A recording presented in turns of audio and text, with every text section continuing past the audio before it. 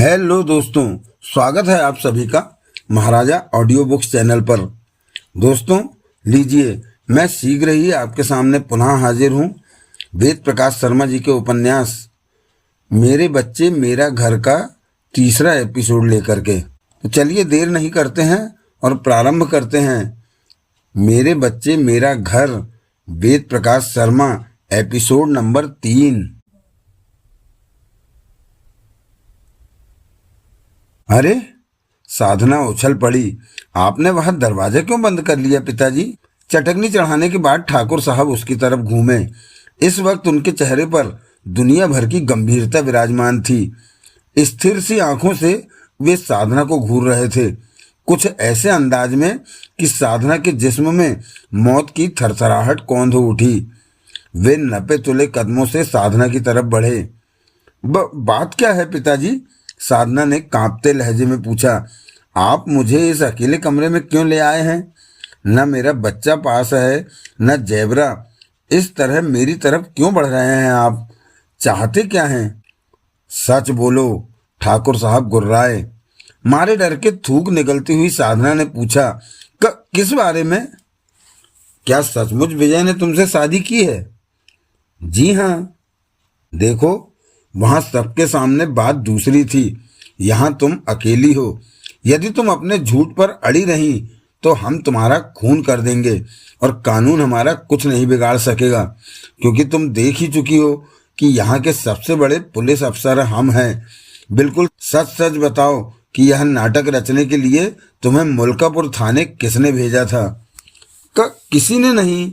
आप अभी तक मुझ पर शक कर रहे हैं पिताजी, मगर सच, मैं आपकी कसम खाकर कहती हूँ कि न मुझे किसी ने भेजा है न झूठ बोल रही हूँ। कहते कहते साधना रो पड़ी। मैं विराट की कसम खाकर कहती हूँ कि विजय बाबू ही उसके पिता हैं। ठाकुर साहब के दिलो दिमाग को झटका सा लगा। ठिठक गए वे। कुछ देर तक साधना को चुपचाप घूरते रहे, फिर बोले, क्या तुम सचमुच शेर बहादुर सिंह की लड़की हो? जी हाँ। तुम झूठ बोल रही हो। अगर तुम शेर बहादुर की लड़की होती तो हमें जरूर पहचान लेती, क्योंकि हमने उसे अपनी गोद में खूब खिलाया है। उस वक्त वह केवल 5 साल की थी। साधना सोच में पड़ गई। एकाएक उसका चेहरा सोचने के अंदाज में सिकुड़ गया। कदाचित वह अपना बचपन याद कर रही थी। आंखें गोल हो गईं और फिर वह अचानक बोली, कहीं आप निर्भय अंकल तो नहीं है? हाँ, हमारा नाम ठाकुर निर्भय सिंह ही है। ओह, तो आप निर्भय अंकल हैं। साधना उछल पड़ी। उसके चेहरे से सारा खौफ एक ही पल में गायब हो गया था। चहकती हुई बोली, जब मैं छोटी थी तो कोई भी मुझे साधना नहीं कहा करता था, सभी सिद्धू सिद्धू कहते रहते थे। आपने भी मुझे कहाँ पहचाना अंकल? यदि मैं पिताजी का नाम न लेती तो क्या आप जान सकते थे कि मैं वही सिद्धू हूँ जिसके लिए आप हर रोज डिक्की से मेरी मनपसंद चॉकलेट लाया करते थे? नहीं, यदि तुम वही हो तो भी तब की सिद्धू और आज की साधना में बहुत फर्क है। आप भी तो इतने मोटे नहीं थे अंकल, और फिर उस वक्त इतनी बड़ी बड़ी मूछें कहाँ थी आपकी? बिल्कुल बदल गए हैं। यदि आप यह न कहते कि मैं आपको पहचानने की कोशिश करूं तो स्वप्न में भी नहीं सोच सकती थी कि आप निर्भय अंकल हो सकते हैं। तो हमारे कहते ही तुमने सीधा हमारा नाम कैसे ले दिया? ठाकुर साहब ने अब भी उसे संदेहात्मक दृष्टि से घूरते हुए पूछा। क्या बचपन में तुम्हें हमारे अलावा किसी ने नहीं खिलाया होगा? खिलाते तो सभी थे अंकल, मगर पुलिस वाला एक ही था, और इसीलिए मुझे आपके कहते ही निर्भय अंकल याद आ गए। ठाकुर साहब के चेहरे पर संतुष्टि के लक्षण साफ नजर आने लगे थे। साधना कहे जा रही थी, जब अचानक आपने गुमटी आना बंद कर दिया था तो मैं बहुत रोई, महीनों तक उदास रही। तब पिताजी ने बताया कि आप वहां सिर्फ सुच्चा राम और उसके गिरोह को खत्म करने आए थे। हाँ, अपनी जिंदगी का वह महत्वपूर्ण केस हम कभी नहीं भूल सकते। बोलते हुए ठाकुर साहब की आंखें अतीत के गर्भ में घुस गईं। उस वक्त हम एसपी थे। डाकू उन्मूलन के मामले में सरकार हमें सर्वश्रेष्ठ अफसर मानती थी। सुच्चा राम ने डिक्की के आसपास के गांवों में कोहराम मचा रखा था। गुमटी के अलावा हर गांव उसके आतंक से थर थर कांपता था। गुमटी पर वह कोई जुल्म इसलिए नहीं करता था क्योंकि स्वयं गुमटी का निवासी रहा था। विशेष रूप से उसे खत्म करने के लिए हमारी नियुक्ति डिक्की में हुई और फिर हमने उसे खत्म कर दिया।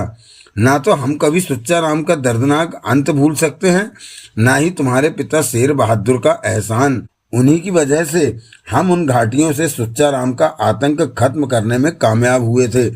यदि शेर बहादुर ने हमारी मदद न की होती तो सुच्चा राम हमारी पुलिस की सर्विस पर एक ऐसा दाग होता जो हमें कभी आईजी जैसे उच्च पद पर न पहुंचने देता। मगर आपने अचानक मुझे खिलाने के लिए आना क्यों बंद कर दिया था अंकल? फीकी मुस्कान के साथ कहा ठाकुर साहब ने। हम पुलिस वाले बहुत बेवफा होते हैं बेटी। जहां पोस्टिंग हुई वहां लोगों बच्चों से संबंध बना लेते हैं। ट्रांसफर तो ट्रांसफर ही होता है। वह जगह वहां के लोग आदि हमें छोड़ने पड़ते हैं। और फिर डिक्की में तो सिर्फ सुच्चा राम के लिए हमारी नियुक्ति हुई थी। वह काम खत्म होते ही सरकार ने हमें वापस बुला लिया। साधना कुछ बोली नहीं। अतीत की यादों में खोए ठाकुर साहब का चेहरा देखती रही, जबकि ठाकुर साहब ने अतीत के भंवर से निकलकर कहा, कुदरत भी अजीब चमत्कार दिखाती है। 20 साल पहले जब हम तुम्हें खिलाया करते थे तब स्वप्न में भी न सोचा था कि एक दिन तुम ही हमारी बहू बनोगी। अजीब संयोग है निर्भय अंकल। विजय बाबू को क्या हमारी झोपड़ी में शरण लेनी थी? साधना ने कहा, मैं क्या जानती थी कि पति को तलाश करते करते मुझे मेरे चॉकलेट वाले अंकल मिल जाएंगे। एक ठाकुर साहब दृढ़ता पूर्वक कह उठे, अब हम तुम्हारे अधिकार के लिए पूरी ताकत से लड़ेंगे साधना। क्या मतलब अंकल? इस कमरे में आने से पहले तुम्हारे सभी सबूतों के बावजूद हमें 100% यकीन न था कि तुम सच बोल रही हो। इसलिए कमरा बंद करके तुम्हें डराने धमकाने आए थे कि शायद हकीकत और ही हो, मगर सारे पासे ही उलट गए। तुम उस आदमी की बेटी निकली जिसकी वजह से आज हम आईजी हैं, और उसकी बेटी को उसका अधिकार दिलाने के लिए हम कोई कसर बाकी न रखेंगे। मैं आपके इन शब्दों का अर्थ नहीं समझ पा रही हूं अंकल।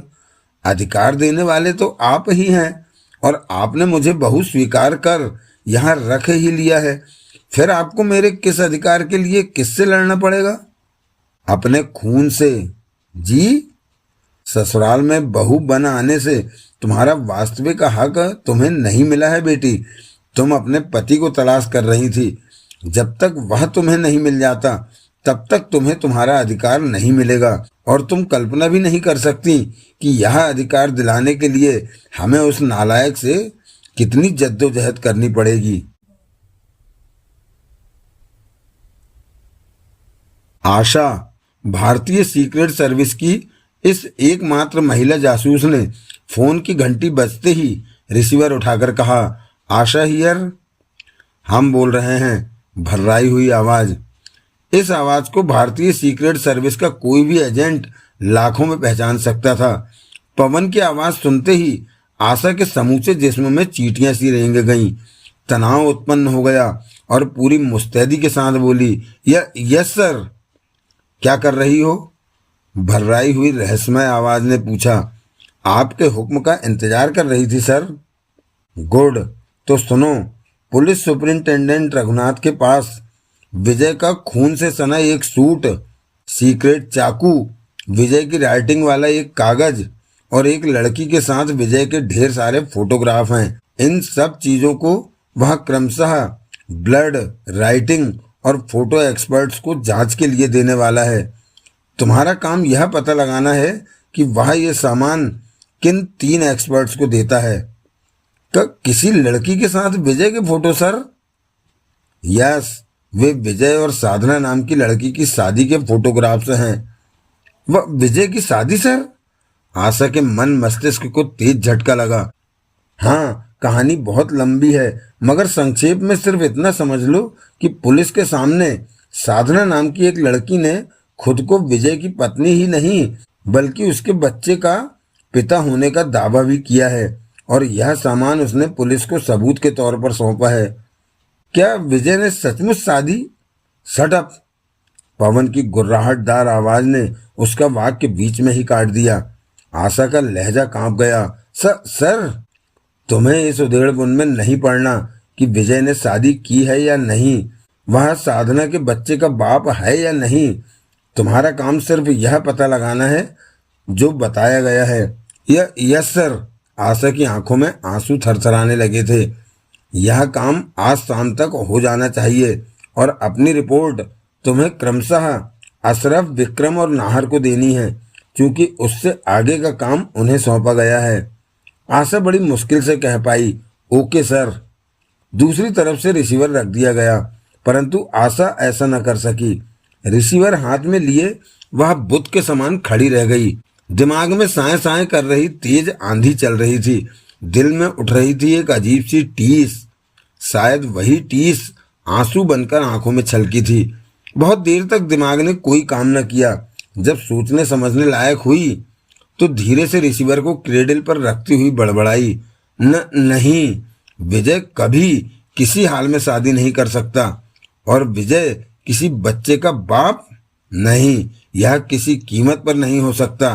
पूरी गप है ये।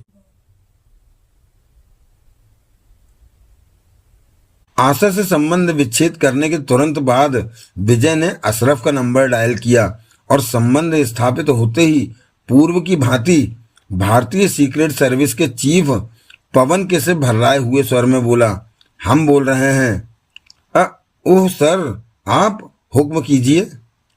शाम तक तुम्हें आशा एक ऐसे ब्लड बैंक का एड्रेस देगी जहां विजय का खून से सना एक सूट और सीक्रेट चाकू होगा। रात ही रात में किसी भी तरह ये दोनों चीजें तुम्हें ब्लड बैंक से गायब कर लेनी है। Okay sir. इस काम में तुम्हें असफल नहीं होना है अशरफ, क्योंकि यदि तुम असफल हो गए तो सीक्रेट सर्विस का एक सदस्य गहरी मुसीबत में फंस जाएगा। कौन सर? विजय। क्या मैं पूछ सकता हूं सर कि क्यों? अशरफ ने कहा। खून से सना विजय का सूट और चाकू ब्लड बैंक तक कैसे पहुंच गया? हालांकि कहानी बहुत लंबी है, मगर संक्षेप में इतना समझ सकते हो। कहने के बाद विजय ने लगभग उन्हीं शब्दों में उतनी ही जानकारी अशरफ को भी दे दी जितनी आशा को दी थी। अशरफ ने पूछा, क्या मैं जान सकता हूं सर कि ब्लड बैंक से दोनों चीजें गायब क्यों की जा रही हैं? क्योंकि हम नहीं चाहते कि वो लोगों के सामने उनकी जांच का नतीजा आए। तो क्या नतीजा नेगेटिव आने की उम्मीद है? विजय के खिलाफ वह लड़की सचमुच विजय की पत्नी और उसका बच्चा? शटअप! विजय ने गुर्राकर उसकी बात काट दी। अशरफ का कंपित लहजा, सॉरी सर। इधर उधर की बातें न सोचकर तुम्हें अपना सारा ध्यान मिशन पर केंद्रित रखना है। कहने के बाद विजय ने अशरफ के जवाब की प्रतीक्षा किए बगैर संबंध विच्छेद कर दिया। बिना एक पल भी गंवाए उसने पहले विक्रम और फिर नाहर को फोन करके चीफ के रूप में उनके काम बताए। वे ही सब जानकारी देते हुए विजय ने विक्रम को राइटिंग एक्सपर्ट के यहाँ से राइटिंग और नाहर को फोटो एक्सपर्ट के यहाँ से समस्त फोटो गायब कर लेने का काम सौंपा। फारिग होने के बाद उसने सीक्रेट फोन का रिसीवर क्रेडल पर रखा ही था कि घंटी घनघना उठी। पुनः रिसीवर कान से लगाते ही दूसरी तरफ से सीक्रेट सर्विस के वर्तमान चीफ ब्लैक बॉय की भर्राई हुई आवाज उभरी, हेलो, हम बोल रहे हैं। हम बोल रहे हैं। विजय ने उसी के स्वर की नकल की। Oh sir. ब्लैक बॉय तुरंत अपनी असली आवाज में बोला, क्या आप फौरन ऑफिस आ सकते हैं? कोई खास बात प्यारे काले लड़के? यस सर, यदि तुरंत यहाँ आ जाएं तो आपकी बड़ी मेहरबानी होगी। तो समझ लो प्यारे कि तुम पर मेहरबानी होने वाली है। कहने के साथ ही रिसीवर क्रेडल पर पटककर वहां फिरकनी की तरह घूम गया। हेलो प्यारे काले लड़के। भारतीय सीक्रेट सर्विस के गुप्त ऑफिस में ब्लैक बॉय से हाथ मिलाते हुए विजय ने पूछा, आज तुम बेवक्त क्यों खड़के? बैठिए सर। उसके सम्मान में अपनी कुर्सी से खड़े हो गए चीफ ने कहा। विजय धम्म से मेज के इस तरफ पड़ी 4 में से एक कुर्सी पर बैठ गया। उसके चेहरे को ध्यान से देखता हुआ ब्लैक बॉय भी आहिस्ता से अपनी ऊंची पुष्ट वाली रिवॉल्विंग चेयर पर बैठ गया। दोनों के बीच चमकदार सनमाइका वाली मेज थी। विजय धीरे धीरे उस मेज पर तबला बजाने लगा। ब्लैक बॉय ने एक सिगार सुलगाने के बाद कहा, ये मैं क्या सुन रहा हूं सर? जो सुन रहे हो ठीक ही सुन रहे होगे प्यारे काले लड़के। तो क्या आपने सचमुच शादी कर ली है? लाहौल विला कुव्वत प्यारे, भला ऐसा भी कहीं हो सकता है? विजय ने कहा।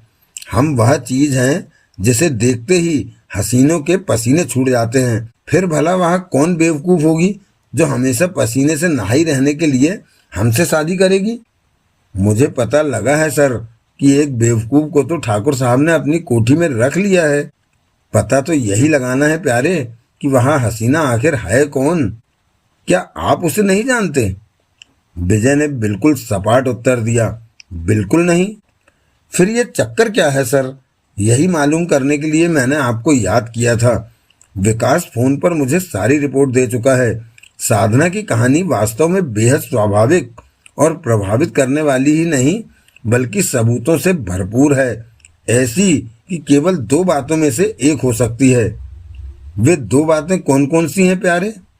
पहली तो ये कि यदि यह आपके खिलाफ किसी षड्यंत्र की शुरुआत है तो इस षड्यंत्र के ताने बाने किसी बहुत ही सुलझे हुए दिमाग के मुजरिम ने बुने हैं और उसके पास सोर्सेज भी काफी होंगे, क्योंकि साधना के पास आप ही के ऐसे ऐसे सबूत हैं जिन्होंने आपको भी लाजवाब कर दिया है। वे सारे सबूत किसी मुजरिम के लिए हासिल कर लेना मजाक बात नहीं है। या दूसरी बात ये हो सकती है सर कि वह सचमुच आपकी पत्नी हो। तुम भी बेवफाई कर गए प्यारे जी। हमारे बारे में इस ढंग से सोचना हमारे प्रति बेवफाई ही तो है। मेरे ऐसा सोचने का कारण है सर। वह क्या? आपने विकास से यह कहा कि गुमटी की तो बात ही दूर है, आप कभी डिक्की भी नहीं गए। बिल्कुल कहा प्यारे। जबकि सुल्तान सिंह नाम के एक स्मगलर का पीछा करते हुए आप गुमटी गए थे। सुल्तान सिंह की सीक्रेट फाइल के मुताबिक 80 लाख के हीरे लेकर वह गुमटी के पहाड़ों को क्रॉस करके पाकिस्तान भाग जाने की कोशिश कर रहा था। आप उसके पीछे थे। गुमटी के जंगलों में वह आपके रिवॉल्वर की गोली से मारा गया। आपकी रिपोर्टिंग के आधार पर ही फाइल में यह भी लिखा गया है कि मरने से पहले उसने भी कई गोलियां चलाई थी, जिनमें से एक आपकी जांघ पर लगी और आपका रिवॉल्वर उसी स्थान पर हाथ से निकलकर किसी गहरी खाई में जा गिरा था। दिलजले से हमने झूठ बोला था प्यारे, क्योंकि एक तो वह पहले ही पाजामे से बाहर हुआ जा रहा था, ऊपर से यदि वह वृत्तांत सुना देते तो सारे के सारे कपड़े उतार फेंकता। वह तो ठीक है सर, मगर पानी में होता है काले लड़के। इस अच्छे खासे साउंड प्रूफ ऑफिस में कहां से आ गया? मैं ये कहना चाहता था सर कि साधना समय भी बिल्कुल ठीक बता रही है। फाइल के मुताबिक आप आज से करीब 15 महीने पहले सुल्तान सिंह के पीछे गए थे। सवाल ये उठता है कि यदि वह सच बोल रही है तो उसे यह कैसे पता लगा कि आप उसी समय में गुमटी या उसके आसपास थे? वाकई अजीब बात है काले लड़के। विजय अपने फक पड़ते जा रहे चेहरे पर काबू रखता हुआ बोला। सीक्रेट किसी मुजरिम को पता लग जाने की कल्पना नहीं की जा सकती। एक और बात भी है सर, उसे भी उगलो। उस केस के संबंध में अपनी दी गई रिपोर्टिंग में आपने यह कहीं नहीं बताया कि आप करीब 40-45 दिन कहाँ रहे, जांघ में लगी गोली का क्या हुआ आदि। उसकी हमने जरूरत नहीं समझी थी। साधना उन्हीं दिनों के लिए कह रही है कि वे आपने उसकी झोपड़ी या गुमटी के सरपंच की कैद में काटे। ये सब बातें तुमने दिलजले को तो नहीं बताई? नो सर, ब्लैक बॉय ने कहा, मगर मुख्य वजह यही है जिससे मुझे लग रहा है कि साधना सच बोल रही हो सकती है। यदि वैसा कुछ हो गया है तो अब आपके लिए मेरी सलाह यही है कि आपको हिचक छोड़ देनी चाहिए। यकीन मानिए वैसा कुछ नहीं हुआ है जिसके लिए आपको या आपके किसी प्रिय को किसी किस्म की शर्मिंदगी उठानी पड़े। इस ड्रामे को और लंबा न खींचकर आपको साधना को अपना लेना चाहिए। महामूर्ख की तरह विजय ब्लैक बॉय को देखता रह गया। कुछ देर की खामोशी के बाद ब्लैक बॉय ने पुनः कहा, इस तरह क्या देख रहे हैं सर? देख नहीं रहे बल्कि सूंघ यानी सोच रहे हैं। सर सूंघ रहे हैं? यह कि ड्रामा जिसने भी रचा है वाकई कमाल किया है। भारतीय सीक्रेट सर्विस का चीफ तक उसमें फंस जाए और उसी ढंग से सोचने लगे जिस ढंग से मुजरिम सोचवाना चाहता है, तो मुजरिम के दिमाग की दाद देनी पड़ेगी। यानी आप अभी भी यह कह रहे हैं कि साधना किसी षड्यंत्र का हिस्सा है? निस्संदेह यही कह रहे हैं प्यारे। तो फिर आपने आशा, विक्रम और नाहर को सीक्रेट सर्विस के चीफ की आवाज में वे हुक्म क्यों दिए हैं? आप क्यों नहीं चाहते कि एक्सपर्ट्स उन चीज़ों की जांच करें और कल रिपोर्ट से सभी लोगों के सामने आए? हम जानते हैं कि रिपोर्ट्स हमारे विरुद्ध ही आनी है। कैसे जानते हैं आप? क्योंकि हम अपने दिमाग की मशीनरी को रोज पेट्रोल से धोते हैं। मैं समझा नहीं सर। सोचने वाली सीधी सादी बात यह है कि जिसने भी यह षड्यंत्र रचा है, जाहिर हो चुका है कि वह पक्का खिलाड़ी है, और ऐसे पक्के खिलाड़ी के सबूतों में कोई रिपोर्ट्स कभी हमारे पक्ष में नहीं हो सकती। रिपोर्ट्स वही आएंगी जो उसकी साजिश को बल दे सके, और कल वे रिपोर्ट्स हमारी स्थिति आज से भी ज्यादा दयनीय बना देगी जो हो रहा है। आज तो खैर वहाँ आपस के लोगों को मालूम है, कल सारी दुनिया को मालूम हो जाएगा। जिससे दुआ सलाम नहीं है वह भी हमें मुबारकबाद दे रहा होगा। अरे, आपके हाथ में घर में भी रिवाल्वर? आंधी तूफान की तरह घर में दाखिल होते रघुनाथ को देखते ही रैना उछल पड़ी। इतने गुस्से में क्यों हैं आप? विकास कहाँ है? रघुनाथ ने ठिठक कर पूछा। बात क्या है? क्या किया विक्की ने? रघुनाथ गुर्रा उठा। मुझे यह रिपोर्ट मिली है कि वह और मोंटो इस वक्त कोठी में ही हैं, और तुमसे सिर्फ इतना पूछ रहा हूँ कि वे कोठी के किस हिस्से में हैं। रैना अवाक रह गई। रघुनाथ का मूड देखकर कांप उठी थी वह। उसका समूचा चेहरा भवक कर सोला बना हुआ था। हाथ में रिवाल्वर लिए उसने विकास का पता कुछ ऐसे अंदाज में पूछा था जैसे उसके सामने पड़ते ही शूट कर देगा। रैना कुछ बोल न सकी, जुबान तालू में जा चिपकी थी। जबकि रघुनाथ ने बेहद खतरनाक स्वर में पूछा, तुमने सुना नहीं रैना कि मैंने क्या पूछा है? कहाँ है विकास? अपने कमरे में। बस लंबे लंबे कदमों के साथ रघुनाथ हवा के झोंके की तरह विकास के कमरे की तरफ बढ़ गया। रैना पीछे लपकी। नजदीक पहुंचकर रघुनाथ ने कमरे के बंद दरवाजे पर दस्तक दी। कौन है? अंदर से विकास ने पूछा। गुस्से की ज्यादती के कारण रघुनाथ अभी चीखने ही वाला था कि जाने क्या सोचकर रुक गया। एक पल कुछ सोचा और फिर रिवाल्वर होल्स्टर में डालता हुआ सामान्य स्वर में बोला, हम हैं विकास, जरा दरवाजा खोलो, जरूरी बातें करनी है। पति की चालाकी देखकर रैना खामोश रही। दरवाजा खुला। खोलने वाला विकास ही था।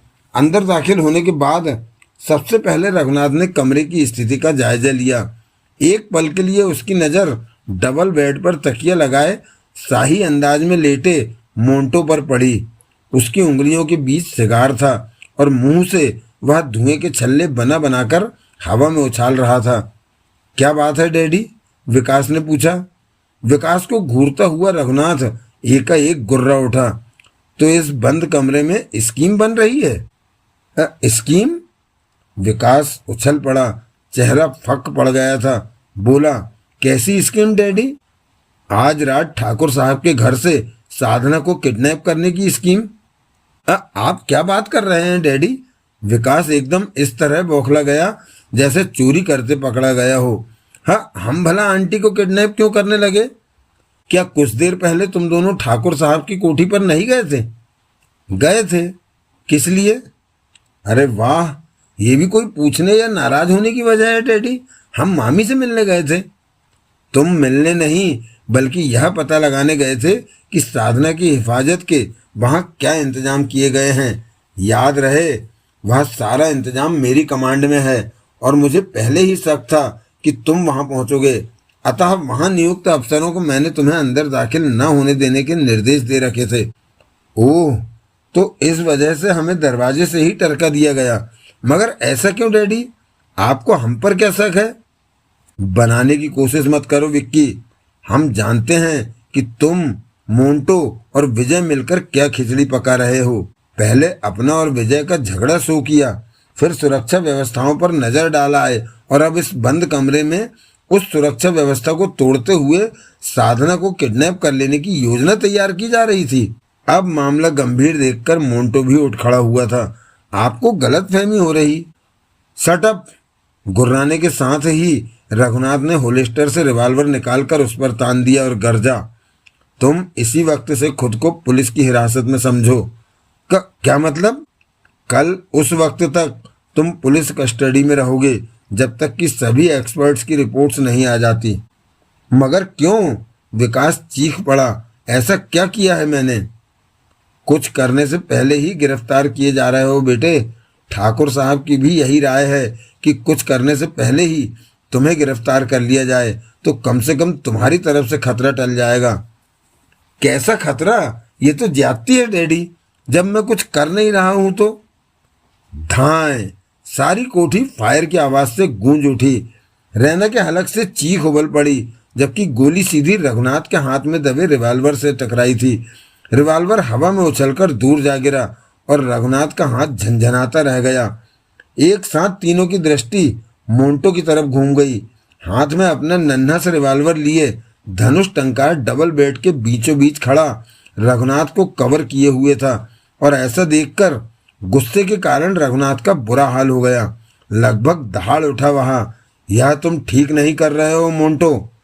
धनुष टंकार ने हाथ में दबे रिवॉल्वर से इशारा किया कि वह विकास से दूर हट जाए, और रघुनाथ अच्छी तरह जानता था कि विकास को यहाँ से निकाल ले जाने के लिए मोंटो कुछ भी कर सकता है। सो गुस्से में भन्नाया हुआ होने के बावजूद वह एक तरफ हट गया। मोंटो पर ध्यान न देने की अपनी लापरवाही पर झुंझलाहट आ रही थी उसे। मोंटो! रैना चीखी, ये क्या बदतमीजी है?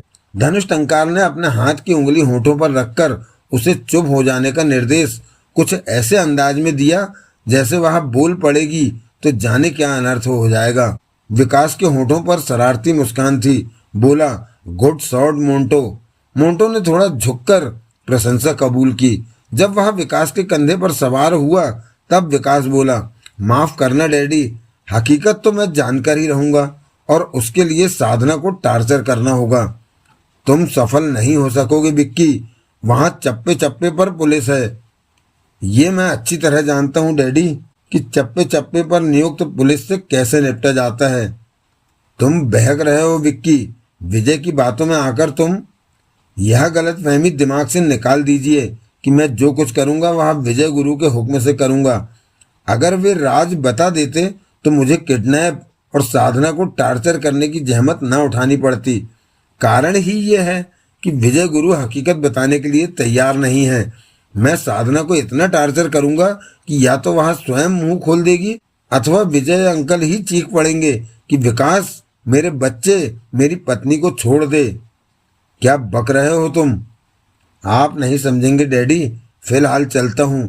कहने के साथ ही वह पीछे की तरफ सरकता चला गया, क्योंकि दरवाजा पीछे ही था। उसके कंधे पर सवार मोंटो हाथ में दबे रिवॉल्वर से रैना और रघुनाथ को कवर किए था। ये तुम ठीक नहीं कर रहे हो विकास। अगर ठाकुर साहब की कोठी पर मुलाकात हुई तो रैना की कसम मैं तुम्हें शूट कर दूंगा। रघुनाथ गुर्रा उठा। मुलाकात वहीं होगी डैडी। रुक जाओ विक्की, रैना चीख पड़ी, पागल हो गए हो क्या? परंतु विकास न रुका। पीछे हटता हुआ अभी चौखट पर ही पहुंचा था कि भारी बूट की इतनी जोरदार ठोकर उसकी पीठ पर पड़ी कि हलक से चीख निकालता हुआ हवा में लहराकर मुंह के बल कमरे के बीचों बीच आ गिरा। रैना की चीख निकल गई। मोंटो फर्श पर लुढ़कता चला गया। रिवॉल्वर जाने कहाँ गिर गया था। उनमें से किसी के संभलने से पहले ही हाथ में रिवॉल्वर लिए ठाकुर साहब और उनके पीछे ढेर सारी सशस्त्र पुलिस न केवल कमरे में दाखिल हो गई, बल्कि पलक झपकते ही विकास और मोंटो को चारों तरफ से घेर लिया गया, जैसे वे बेहद खतरनाक मुजरिम हों।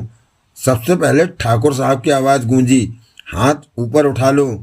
गुस्से में भन्नाए हुए विकास ने आदेश का पालन किया। उसे देखकर मोंटो ने भी अपने हाथ ऊपर उठा दिए। ठाकुर साहब ने कहा, हमें उम्मीद थी रघुनाथ कि ये दो शैतान अकेले तुम्हारे काबू में नहीं आएंगे। पता तो चले ठाकुर नाना कि ये सब क्यों हो रहा है। ताकि तुम्हें और तुम्हारे उस नालायक आका को पता चले कि ठाकुर निर्भय सिंह बूढ़ा हो जाने के बावजूद तुम लोगों से कई कदम आगे है। क्या मतलब? तुम लोगों की कोशिश साधना को किडनैप कर लेने या उसे मार डालने की है, जबकि हम तुम्हें तुम्हारे किसी प्रयास में आंशिक रूप से भी सफल नहीं होने देंगे। आप यकीन क्यों नहीं करते कि विजय गुरु ने मुझे कोई हुक्म नहीं दिया है? ठाकुर साहब यूं मुस्कुराए जैसे कोई बुजुर्ग बच्चे की बचकानी बात पर मुस्कुराता है। बोले, हम तुम्हारी चालबाजियों से अच्छी तरह वाकिफ हैं बेटे। एक तरफ रघुनाथ को फोन करके वह नालायक कहता है कि विकास की किसी भी हरकत का जिम्मेदार वह नहीं है, और दूसरी तरफ क्या आपको इस संबंध में विजय गुरु ने फोन किया था डैडी? हाँ, अपनी स्थिति स्पष्ट कर लेनी चाहिए थी उसने। ओह, लड़के का चेहरा आग बबूला हो उठा। तो वक्त से पहले मुझ पर हुआ आपका यह हमला उस फोन की करामात है। मुझे पहले ही समझ लेना चाहिए था कि गुरु ऐसी कोई हरकत कर सकते हैं। क्या मतलब? क्या आप अब भी नहीं समझे ठाकुर नाना कि जो कुछ मैं करना चाहता हूँ उसे विजय अंकल नहीं होने देना चाहते? आप उल्टा ये कह रहे हैं कि मैं उनके हुक्म पर चल रहा हूँ। जरा सोचिए, अगर वे ऐसा होने देना चाहते तो फोन करके डैडी को आगाह क्यों करते? तुम लोगों का ओवर कॉन्फिडेंस तुम्हें मार गया। उफ, विकास झुंझला उठा। आप लोग समझते क्यों नहीं? आप लोगों के तरीके से विजय गुरु कभी स्वीकार नहीं करेंगे कि साधना उनकी पत्नी और विराट उनका बेटा है। उनसे स्वीकार कराने का एक ही रास्ता है, वह जो मैंने चुना है। क्या? उनकी नॉलेज में साधना को ही नहीं बल्कि विराट को भी टार्चर किया जाए, इतना ज्यादा कि वे चीख पड़े, चीख चीख कर कहें, विकास छोड़ दो इन्हें, ये मेरी पत्नी है, ये मेरा बच्चा। ठाकुर साहब और रघुनाथ ने एक दूसरे की तरफ देखा। कुछ देर खामोशी रही। फिर ठाकुर साहब बोले, अगर तुम ठीक भी कह रहे हो तो ये वहसियाना तरीका हमें पसंद नहीं है। दूसरे किसी तरीके से वे नहीं झुकेंगे। यह सोचना हमारा काम है कि वह कैसे झुकेगा, ठाकुर साहब ने कहा। फिलहाल तुम खुद को कल के लगभग इसी समय तक पुलिस की हिरासत में समझो। लड़का कसमसाकर रह गया। स्वेच्छा पूर्वक अंगड़ाई तक नहीं ले सकता था वहां। अगले दिन सुबह के 8 बज रहे थे, परंतु विजय सोकर नहीं उठा था। एकाएक उसके सिरहाने रखे फोन की घंटी घनघना उठी।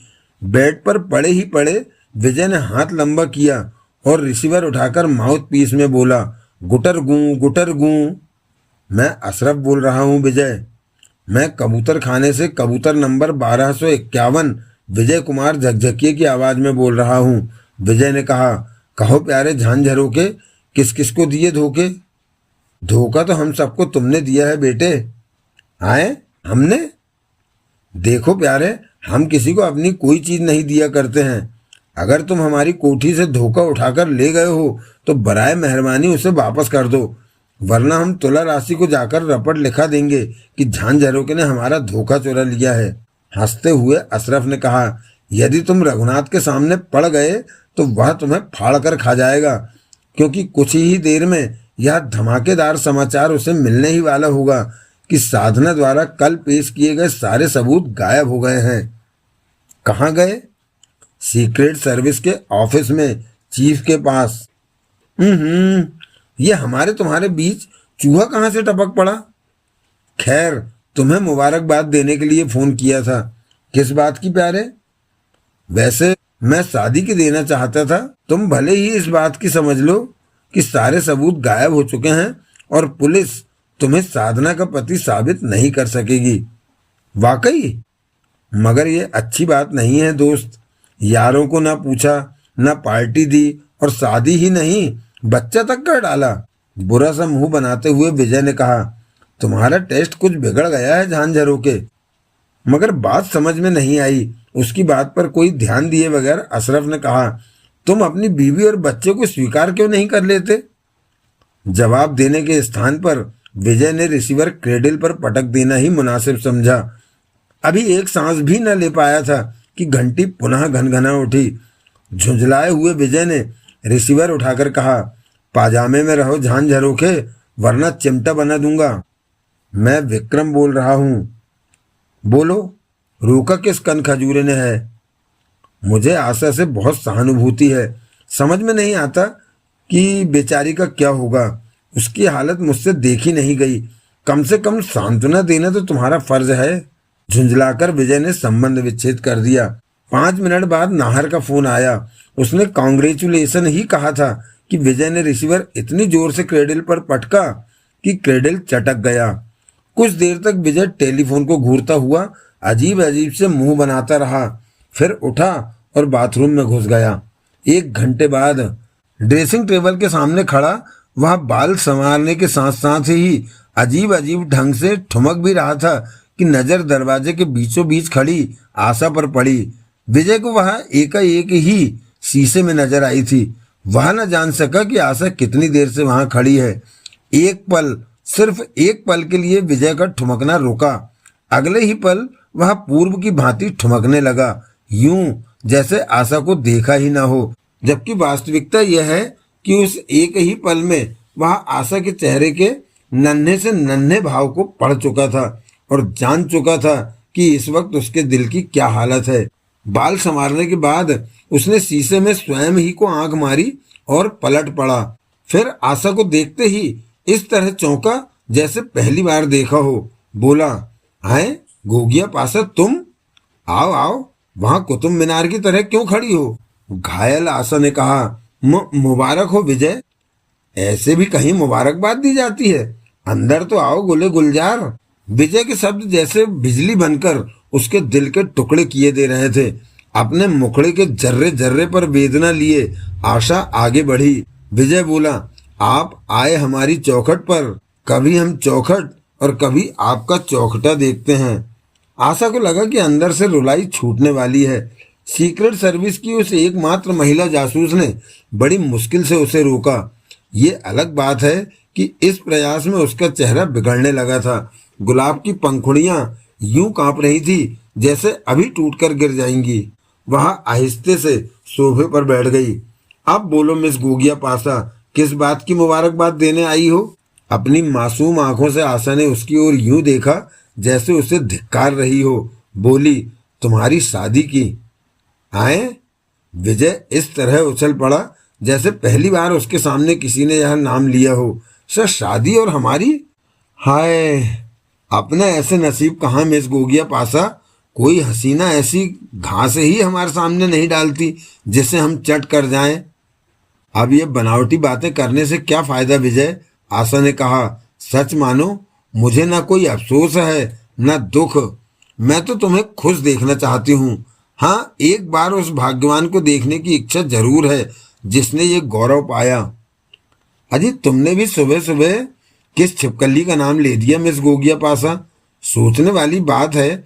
भला तुम्हारे अलावा हम किसी दूसरी नारी से इश्क की कबड्डी खेल सकते हैं? और टूट वह भी गई। सीक्रेट सर्विस की सदस्य होने के बावजूद टूट गई। हाथ में मौजूद रुमाल को मुंह में ठूस लेने के बावजूद वह कमरा आशा की सिसकारियों से भर उठा। विजय बगलें झांकने लगा। चेहरे पर ऐसे भाव थे जैसे दुनिया की सबसे बड़ी मुसीबत में फंस गया हो। तभी कोठी के पोर्च में पुलिस जीप रुकने की आवाजें गूंजी। आशा ने जल्दी से रुमाल का इस्तेमाल करके आंसू पोंछ डाले और उसके सामान्य होने तक पूरी फोर्स के साथ ठाकुर साहब और रघुनाथ कमरे में दाखिल हुए। दोनों के चेहरे मारे गुस्से के भभक रहे थे। विजय मूर्खों की तरह पलके झपका झपकाकर उन्हें देख ही रहा था कि सशस्त्र सिपाहियों ने उसके साथ साथ आशा को भी अपने घेरे में ले लिया। तब कहीं जाकर विजय ने पूछा, ये क्या हो रहा है बापूजान? तुम्हें गिरफ्तार किया जा रहा है। ठाकुर साहब के मुंह से शब्द नहीं, लपटें निकली। किस खुशी में? कल साधना द्वारा पेश किए गए सभी सबूत गायब करने के जुर्म में। क्या? चौंकने की जो लाजवाब एक्टिंग विजय ने की उसे आशा देखती रह गई। वह कह रहा था, सर, सारे सबूत गायब हो गए? कैसे? कहां से? बनने की कोशिश मत करो। सबूत खुद तुमने गायब किए हैं। मैंने? हाँ, तुमने। ठाकुर साहब दहाड़ उठे। विजय बोला, मैं ऐसा क्यों करने लगा? बको मत। तुम्हें मालूम था कि वे सब तुम्हारे विरुद्ध सच बोलने वाले हैं। एक्सपर्ट्स की रिपोर्ट्स आज बता देती कि सूट पर लगा खून और राइटिंग तुम्हारे ही थे। फोटो किसी ट्रिक से नहीं बनाए गए थे और इसलिए तुमने रात ही रात में वे सब चीजें गायब कर दी। एकाएक विजय गंभीर स्वर में बोला, आप सुपर इडियट हो या आईजी पुलिस, मगर किसी शरीफ शहरी पर बिना किसी सबूत के कोई इल्जाम नहीं लगा सकते। शरीफ शहरी? ठाकुर साहब ने एक एक शब्द को दांतों तले चबाया। क्या किसी ने मुझे उनमें से कोई चीज चुराते देखा है? विजय ने कहा, क्या आपके पास ऐसा कोई सबूत है जिससे शक भी होता हो कि वे चीजें मैंने चुराई हैं? तुम्हारे अलावा वे चीजें किसी के काम की नहीं थी, फिर कोई अन्य क्यों चुराने लगा? मेरे अलावा वे उसके काम की भी थी जिसने उस छपकली को मेरी पत्नी बनाकर भेजा है। क्या मतलब? मैं साफ तौर पर आरोप लगाता हूं कि साधना ने जो भी सबूत पेश किए वे बोगस थे। एक्सपर्ट्स की रिपोर्ट से ये साबित होने वाला था कि न वहां खून मेरा है न राइटिंग, और फोटो की रिपोर्ट यही आने वाली थी कि वे ट्रिक फोटोग्राफी से बनाए गए हैं। इसलिए षड्यंत्र रचने वाले ने वे सारी चीजें भ्रम फैलाने के लिए पेश की और जब जांच वाली बात आई तो अपनी कलई खुलने से पहले ही गायब कर दी। रघुनाथ ही नहीं, ठाकुर साहब भी उसका चेहरा देखते रह गए। कमरे में अजीब सी खामोशी छा गई थी। फिर इस खामोशी को तोड़ते हुए ठाकुर साहब ने कहा, तुम हमें बरगलाने की कोशिश कर रहे हो। बरगलाने की नहीं बापूजान, बल्कि समझाने की कोशिश कर रहा हूं कि मेरे अलावा भी वे चीजें किसी के काम की थी।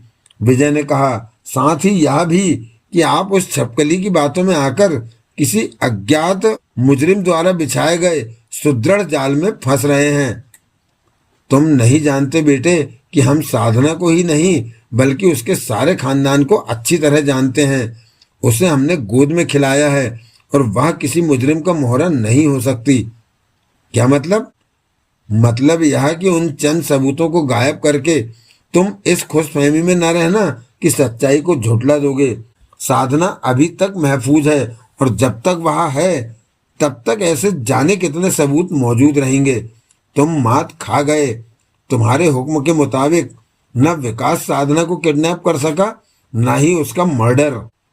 आपके पास कोई सबूत नहीं हो सकता कि विकास को मैंने भेजा था। जानते हैं कि तुमने विकास को पढ़ाकर भेजा है और पकड़ा जाने पर उसे क्या बयान देना है। ये सब आपकी कल्पनाएं हैं बापूजान। एकाएक ठाकुर साहब का समूचा चेहरा एक बहुत बड़े आग के गोले में तब्दील हो गया।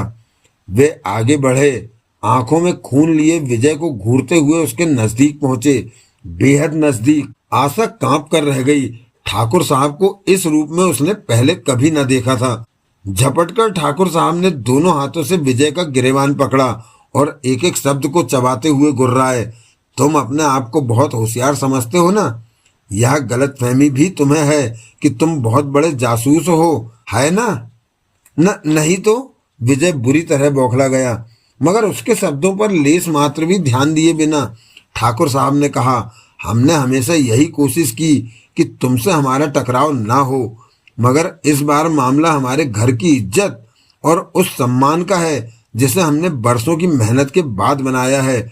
तुम सरे बाजार हमारी पगड़ी उछाल देना चाहते हो विजय, मगर कान खोलकर सुनो कि हम तुम्हें ऐसा नहीं करने देंगे। और वादा रहा, इस टकराव के बाद सारी दुनिया के सामने यह साबित हो जाएगा कि ठाकुर निर्भय सिंह नाम के ही नहीं सचमुच तुम्हारे बाप हैं। खूब चलो, जितनी चालें तुम्हें आती हैं सब चलकर देख लो। हर मोर्चे पर तुम्हें मुंह तोड़ जवाब देने के लिए हम खड़े नजर आएंगे। बौखलाए हुए विजय ने कहा, जाने आप क्या कह रहे हैं बापूजान? झूठ और फरेब की जो चालें तुम चल रहे हो उनके चैलेंज को कबूल कर रहे हैं। हाँ, हमने तो आपको कोई चैलेंज नहीं दिया, मगर हम चैलेंज दे रहे हैं। ठाकुर साहब ने कहा, हमारा और तुम्हारा टकराव शुरू हो चुका है। जितने पैतरे तुम्हें मालूम हो उनका सबका इस्तेमाल करना और उनके जवाब में देखना अपने बाप के पैतरे। कहने के साथ ही उन्होंने हल्का सा धक्का देकर विजय का गिरेबान छोड़ दिया और गजब की फुर्ती के साथ रघुनाथ की तरफ पलटकर बोले, चलो यहां से। मगर हम तो विजय को गिरफ्तार करने आए थे ना सर? जरूर आए थे। वे एक बार फिर विजय की तरफ पलटे। चेहरे पर वही आग थी, होठों पर जहर बुझी मुस्कान उभर आई। बोले, अगर इसे यूं गिरफ्तार कर लिया रघुनाथ, तो ये कहेगा कि ठाकुर निर्भय सिंह ने अपने पद और रुतबे का इस्तेमाल करके बगैर कुछ करने का मौका दिए गिरफ्तार कर लिया। हम इसे गिरफ्तार नहीं करेंगे, बल्कि उस हालत तक पहुंचा देंगे जब यह खुद हमारे पास आएगा, हमारे सामने घुटने टेक कर कहेगा कि मैंने शिकस्त मान ली है, हमारी जीत वह होगी। विजय जैसे व्यक्ति के जिस्म में सिहरन दौड़ गई। चलो। ठाकुर साहब के इस हुक्म के बाद उन सहित सारी फोर्स कमरे से बाहर चली गई। विजय ऊंट की तरह गर्दन अकड़ाए खड़ा था। आशा कमरे में अभी तक सनसनी महसूस कर रही थी। विश्वास के नाम से जो व्यक्ति तुम्हारी झोपड़ी में आया था वह विजय ही है। क्या यह साबित करने के लिए तुम्हारे पास कोई अन्य सबूत है साधना? ठाकुर साहब ने पूछा। साधना बोली, क्या आप कल पेश किए गए सबूतों से संतुष्ट नहीं है? सवाल हमारा नहीं, दुनिया वालों का है साधना। वे हमारी तरह संतुष्ट होकर खामोश नहीं बैठ जाएंगे, बल्कि उन्हें सबूत चाहिए। हमें दुनिया वालों से क्या लेना? एकाएक उर्मिला देवी ने कहा। हमें हमारी बहू और बच्चा मिल गया, दुनिया वालों को बकने दीजिए। समझने की कोशिश करो उर्मी, हम आईजी हैं और लोगों को चाहे जो बकने के लिए नहीं छोड़ सकते। उनका मुंह बंद करने के लिए हमें कुछ चाहिए। क्या कल वाले वे सारे सबूत एक्सपर्ट्स के यहाँ से गायब हो गए हैं? क्या? साधना उछल पड़ी। किसने गायब किए? हमारा शक विजय पर है, किंतु कोई सबूत नहीं है, जबकि उस पाजी का कहना है कि सारा सामान उस मुजरिम ने गायब किया होगा जिसने तुम्हें उसकी फर्जी पत्नी बनाकर भेजा है। वे फिर झूठ बोल रहे हैं अंकल, मुझे यहाँ किसी ने नहीं।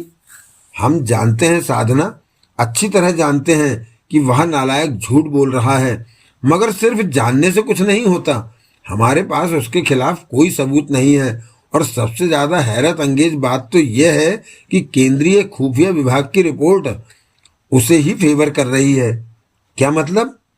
कल हमें उम्मीद थी कि रात के वक्त वह कोई न कोई हरकत करने की कोशिश जरूर करेगा, इसलिए केंद्रीय विभाग से सारी रात उस पर नजर रखने और यदि वह कोई हरकत करे तो उस पर अंकुश लगाने की अपील थी। खुफिया विभाग के चीफ ने हमारी अपील मान भी ली थी। उसने एक दो नहीं बल्कि 5 जासूस नियुक्त किए। उन सभी जासूसों ने रिपोर्ट दी कि पिछली रात विजय एक क्षण के लिए भी कोठी से बाहर नहीं निकला। फिर उन्होंने सबूत कैसे गायब कर दिए? यही तो हैरत की बात है। ठाकुर साहब के इस वाक्य के बाद लंबे चौड़े हॉल में खामोशी छा गई। फिर ठाकुर साहब ने ही कहा, याद करो साधना, क्या तुम अन्य कोई ठोस सबूत पेश नहीं कर सकती? यहां तो मेरे पास और कुछ भी नहीं है अंकल। यहां से मतलब? यदि आप मेरे साथ गुमटी चलें तो शायद कोई सबूत पेश कर सकूं। किस टाइप का सबूत पेश कर सकती हो? जिसने हमारी शादी के फोटो खींचे थे उसके पास उन फोटोओं के नेगेटिव्स होंगे। साधना का यह वाक्य सुनकर ठाकुर साहब की आंखें चमक उठी। बोले, गुड आइडिया, यह बात तो हमारे दिमाग में ही नहीं आई थी। 1, 2 या 10-20 आदमी झूठ बोल सकते हैं अंकल, मगर सारा का सारा गांव तो झूठ नहीं बोल सकता। आप गुमटी के बच्चे बच्चे से मालूम कर सकते हैं कि यही मेरे पति हैं। वेरी गुड, बुरी तरह उत्साहित ठाकुर साहब ने कहा। हमें विजय को शिकस्त देने का आइडिया मिल गया है। फौरन गुमटी की यात्रा की तैयारी करो। हम अपने ऑफिस में छुट्टी की एप्लीकेशन देकर आते हैं। हमें आज ही गुमटी के लिए रवाना होना है। ऐसी भी क्या जल्दी है? उर्मिला देवी ने कहा। तुम उस पाजी को नहीं जानती उर्मी। अगर उसके दिमाग में यह आइडिया आ गया तो वह हमसे पहले गुमटी पहुंचकर नेगेटिव ही नहीं बल्कि फोटोग्राफर को भी गायब कर देगा। गांव और उसके लोगों को तो हवा में नहीं उड़ा देंगे अंकल, साधना ने कहा। वह ये भी कर सकता है। अभी तू उसकी फितरत से वाकिफ नहीं है साधना।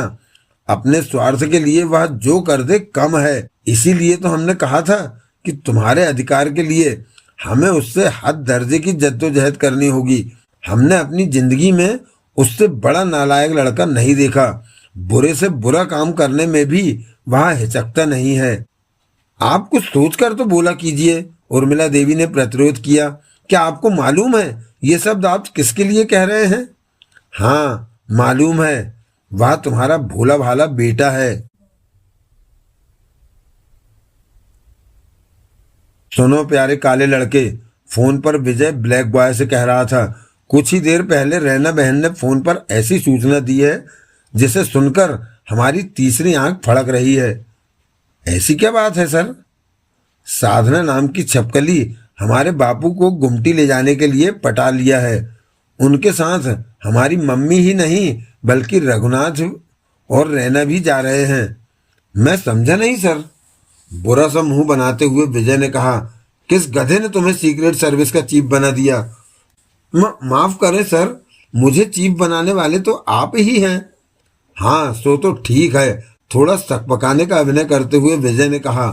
बात यह है प्यारे काले लड़के कि शायद अब उस छपकली के हमारी पत्नी बनकर प्रकट होने का उद्देश्य सामने आ रहा है। क्या मतलब? किसी खास वजह से बापू जान को गुमटी ले जाना ही शायद उसका मकसद था।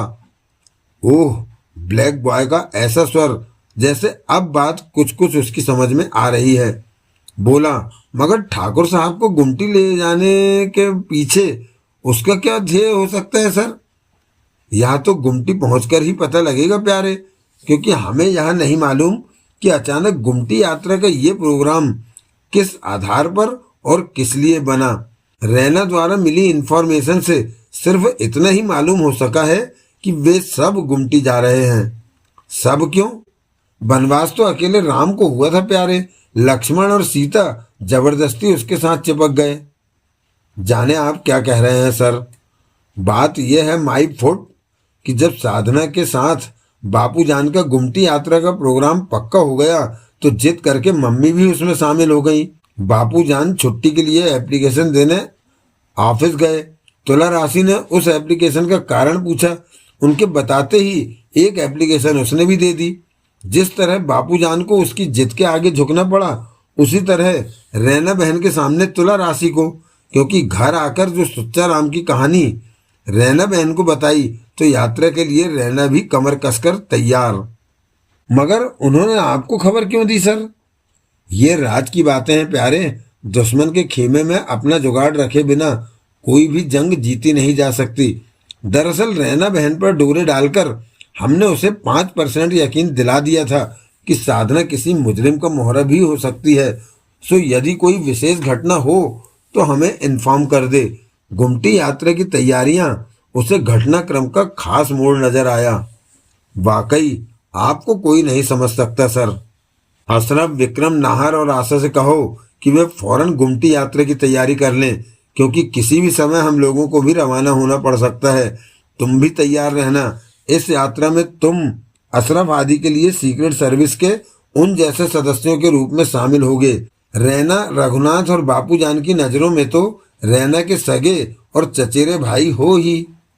वह सब तो ठीक है सर, मगर तुम बातों के बीच में साले मगरमच्छ को बहुत जल्दी खींच लाते हो। अब भला फोन पर मगर क्या कर रहा है? मैं ये कहना चाहता था सर कि आखिर इतनी भीड़ भाड़ की क्या जरूरत है? जरूरत यह है प्यारे कि जाने गुमटी में क्या लफड़ा है जिसमें फंसाने के लिए वह छिपकली बापूजान को ले जा रही है। अगर हम सही लाइन पर सोच रहे हैं तो निश्चय ही कोई बड़ा चक्करदार लफड़ा होगा। इसीलिए बापूजान को फंसाने के लिए इतनी लंबी चौड़ी साजिश रची गई और लंबे लफड़े से निपटने के लिए पूरे गिरोह का मौजूद होना जरूरी है।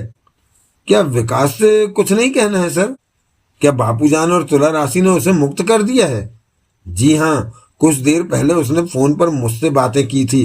वह मुझे बहुत नाराज और गुस्से में मालूम पड़ रहा था। विशेष रूप से आपसे खफा है। कह रहा था कि विजय गुरु ने समय से पूर्व ही रघुनाथ को फोन करके मेरे इरादे की जानकारी देकर मुझे नाकाम किया है, मगर इस तरह वे मुझे रोक नहीं सकते। ठीक है, फोन करके उसे भी इस यात्रा में शरीक कर लेना। Okay sir. ओको मत प्यारे, यहीं ओकने लगोगे तो घुमावदार पहाड़ी रास्तों पर क्या होगा। कहने के बाद उसने रिसीवर आहिस्ता से क्रेडल पर रख दिया। अगले दिन की शाम गुमटी, वह स्थान जहां डिक्की से सैलानियों को लाने वाले खच्चर छोड़ते थे, वहां पहुंचते ही ठाकुर साहब, उर्मिला देवी, साधना खच्चरों से उतरे। जैबरा पैदल ही उनके साथ था, विराट साधना की गोद में। शीघ्र ही उस पहाड़ पर पहुंच गए जहां से नीचे घाटी में बसा समूचा गुमटी गांव साफ साफ नजर आता था। छितराई हुई सी झोपड़ियां, बस्ती से धुआं उठ रहा था, जो इस बात का प्रतीक था कि बस्ती वाले शाम के खाने पीने के इंतजाम में मशगूल हैं। वह जून का महीना था। मौसम अत्यंत खुशनुमा, ठंडी हवा के झोंके उन्हें अजीब सी राहत प्रदान कर रहे थे। वहां खड़े होकर ठाकुर साहब ने बताया, यहाँ से देखने पर लगता है कि ये रहा गांव, मगर वहां पहुंचने के लिए करीब 3 किलोमीटर पैदल चलना पड़ता है। क्यों साधना? पूरे 3.5 किलोमीटर, साधना ने जवाब दिया। उर्मिला, रघुनाथ और रैना की तरफ देखकर वे अचानक ठहाका लगाकर हंस पड़े। बोले, मगर चिंतित होने की जरूरत नहीं है, हमें ढलान पर उतरना है, और कम से कम उतरना यहाँ पहाड़ों में सबसे कम मेहनत का काम है। क्यों साधना? जी, आप तो बेवजह हमें डरा रहे हैं, उर्मिला देवी ने कहा। हम में से भला कौन आपको पहाड़ पर चढ़ने या उतरने के नाम पर चिंतित नजर आ रहा है? ठाकुर साहब ने एक और जोरदार ठहाका लगाया। फिर उन सब ने एक छोटे से दल के रूप में पहाड़ को काटकर बनाई गई घुमावदार पथरीली सड़क पर उतरना शुरू कर दिया। शुरू में सड़क के साथ साथ उन्हें पहाड़ की एक परिक्रमा करनी पड़ी, फिर एक सिरे पर चलने लगे। कभी गांव उन्हें नजर आने लगता था, कभी पहाड़ के पीछे गुम हो जाता, और अभी मुश्किल से उन्होंने आधा रास्ता ही तय किया था कि एक मोड़ पर मुड़ते ही विजय आदि से भेंट हो गई।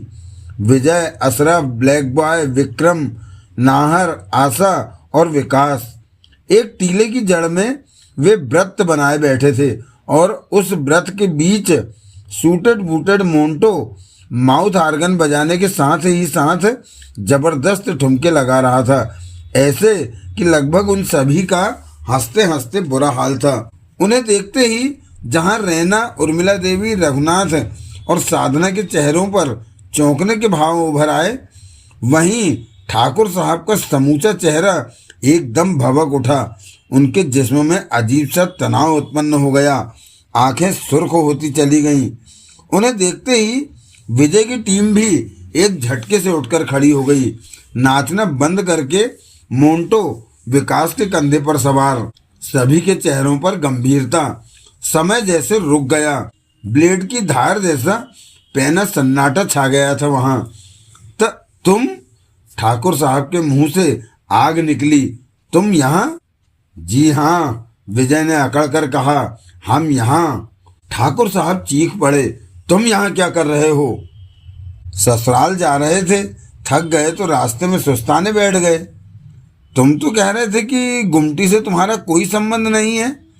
विजय तपाक से बोला, हमने अब भी कब कहा बापूजान कि हमारा संबंध है? तो फिर क्यों जा रहे हो गुमटी? घूमने, उसने अजीब ढंग से मटकते हुए कहा। झूठ बोल रहे हो तुम, ठाकुर साहब उफन पड़े। देखो, वही हुआ ना साधना जो हम कह रहे थे। अपने सारे के सारे आवारा दोस्तों के साथ यहाँ इसलिए आया है ताकि शादी के फोटो खींचने वाले फोटोग्राफर और सभी फोटोओं को गायब कर सके। साधना बोली, मगर गवाही के लिए पूरा गांव तो है अंकल। मैं तुम्हें तुम्हारे नापाक इरादों में कामयाब नहीं होने दूंगा विजय। एकाएक ठाकुर साहब ने गुर्राने के साथ ही जेब से रिवॉल्वर निकालकर उस पर तान दिया। या तो तुम अपने इन आवारा दोस्तों के साथ इसी वक्त यहाँ से निकल जाओ, अन्यथा मैं तुम्हें गोली मार दूंगा। विजय का चेहरा इस कदर पीला पड़ गया जैसे वह डर गया हो, जबकि थोड़ा आगे बढ़ते हुए ब्लैक बॉय ने कहा, ये आप क्या कर रहे हैं ठाकुर अंकल? खामोश! ठाकुर साहब इतनी जोर से चीखे कि आसपास के पहाड़ दहल उठे।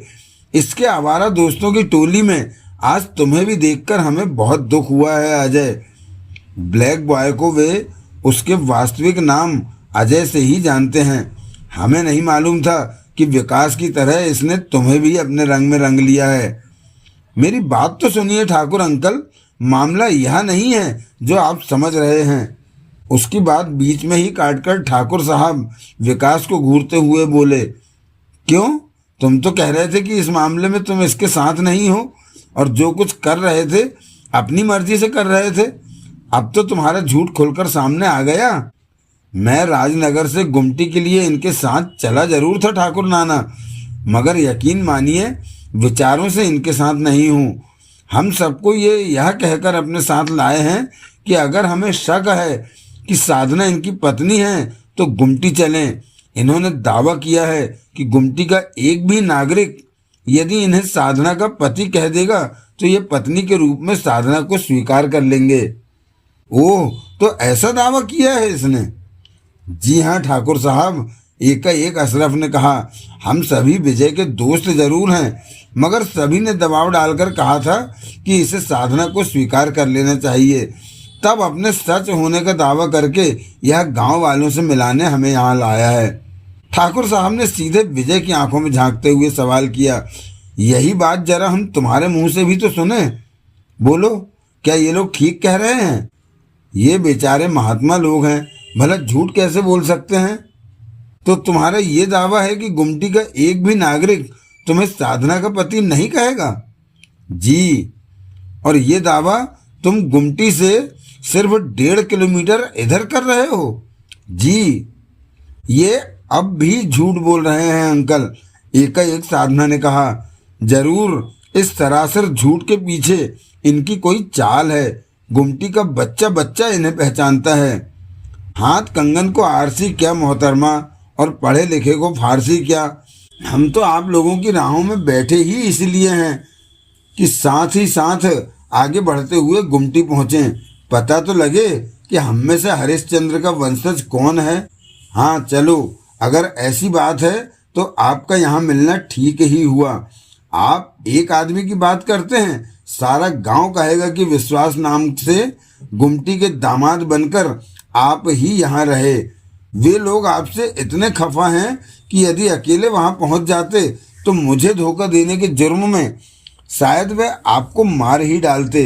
गुस्सा तो अब भी करेंगे, मगर जब मैं ये कहूँगी कि आपने मुझे अपना लिया है तो शायद छोड़ दें।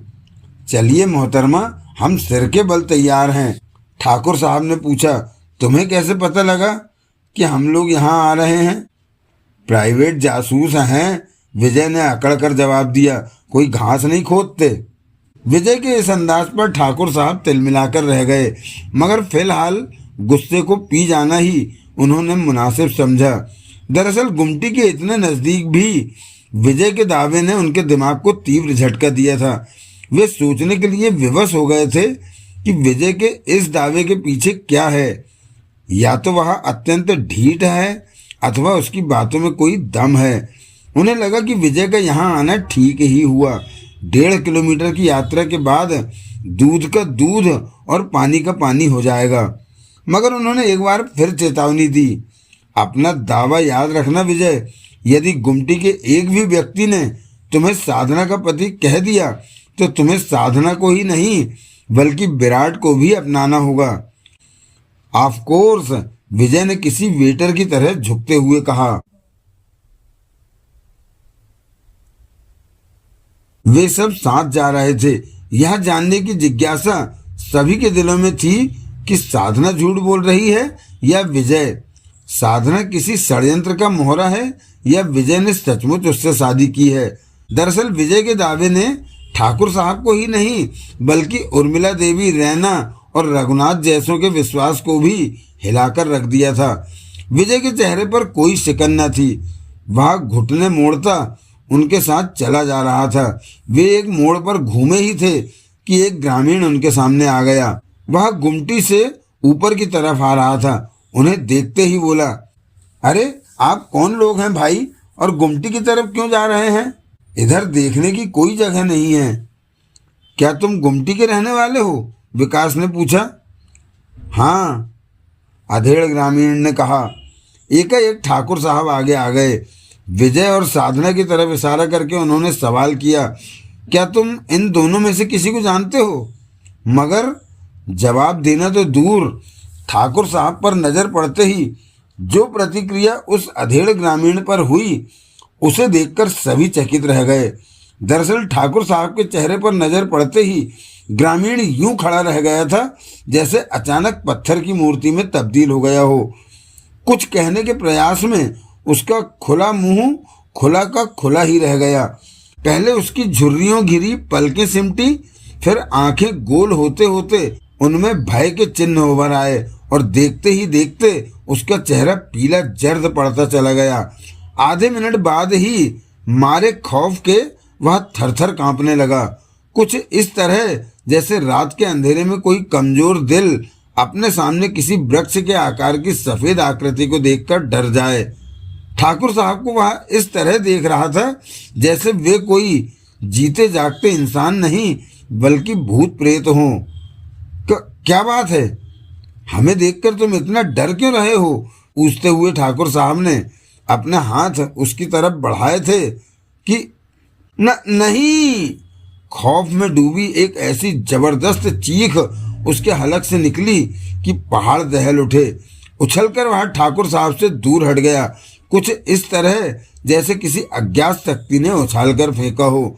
सभी चकित, हैरान, भौचक्के, बुरी तरह डरे हुए ग्रामीण ने कहा, तुम इस गांव में नहीं आ सकते ठाकुर निर्भय सिंह, तुम गुमटी में कदम भी नहीं रख सकते। मगर बात क्या है, बताओ तो सही।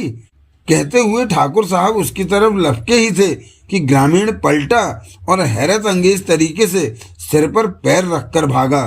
साथ ही वह चीखा भी था, सावधान हो जाओ गांव वालों, ठाकुर निर्भय सिंह गांव में आ रहा है। शुरू में तो सब हक्के बक्के रह गए, फिर विजय और विकास उसके पीछे लपके, उनके पीछे बाकी सब। वह पागलों की तरह चीखता हुआ गांव वालों को आगाह करने के लिए भागा चला जा रहा था। विजय, विकास उसके पीछे थे, मोंटो उन दोनों से आगे। दरअसल विकास के कंधे से कूदने के बाद वह उछलता कूदता ग्रामीण के पीछे लपक रहा था। 10 मिनट की भागदौड़ के बाद मोंटो ने नजदीक पहुंचकर ग्रामीण पर छलांग लगा दी और अधेड़ आयु का ग्रामीण बेचारा इतना डर गया था कि बुरी तरह लड़खड़ाकर वह खाई में जा गिरा। एक क्षण, सिर्फ एक क्षण लगा था। हजारों फीट गहरी खाई की दीवारों से उसकी अंतिम चीख सर टकरा टकरा कर रह गई।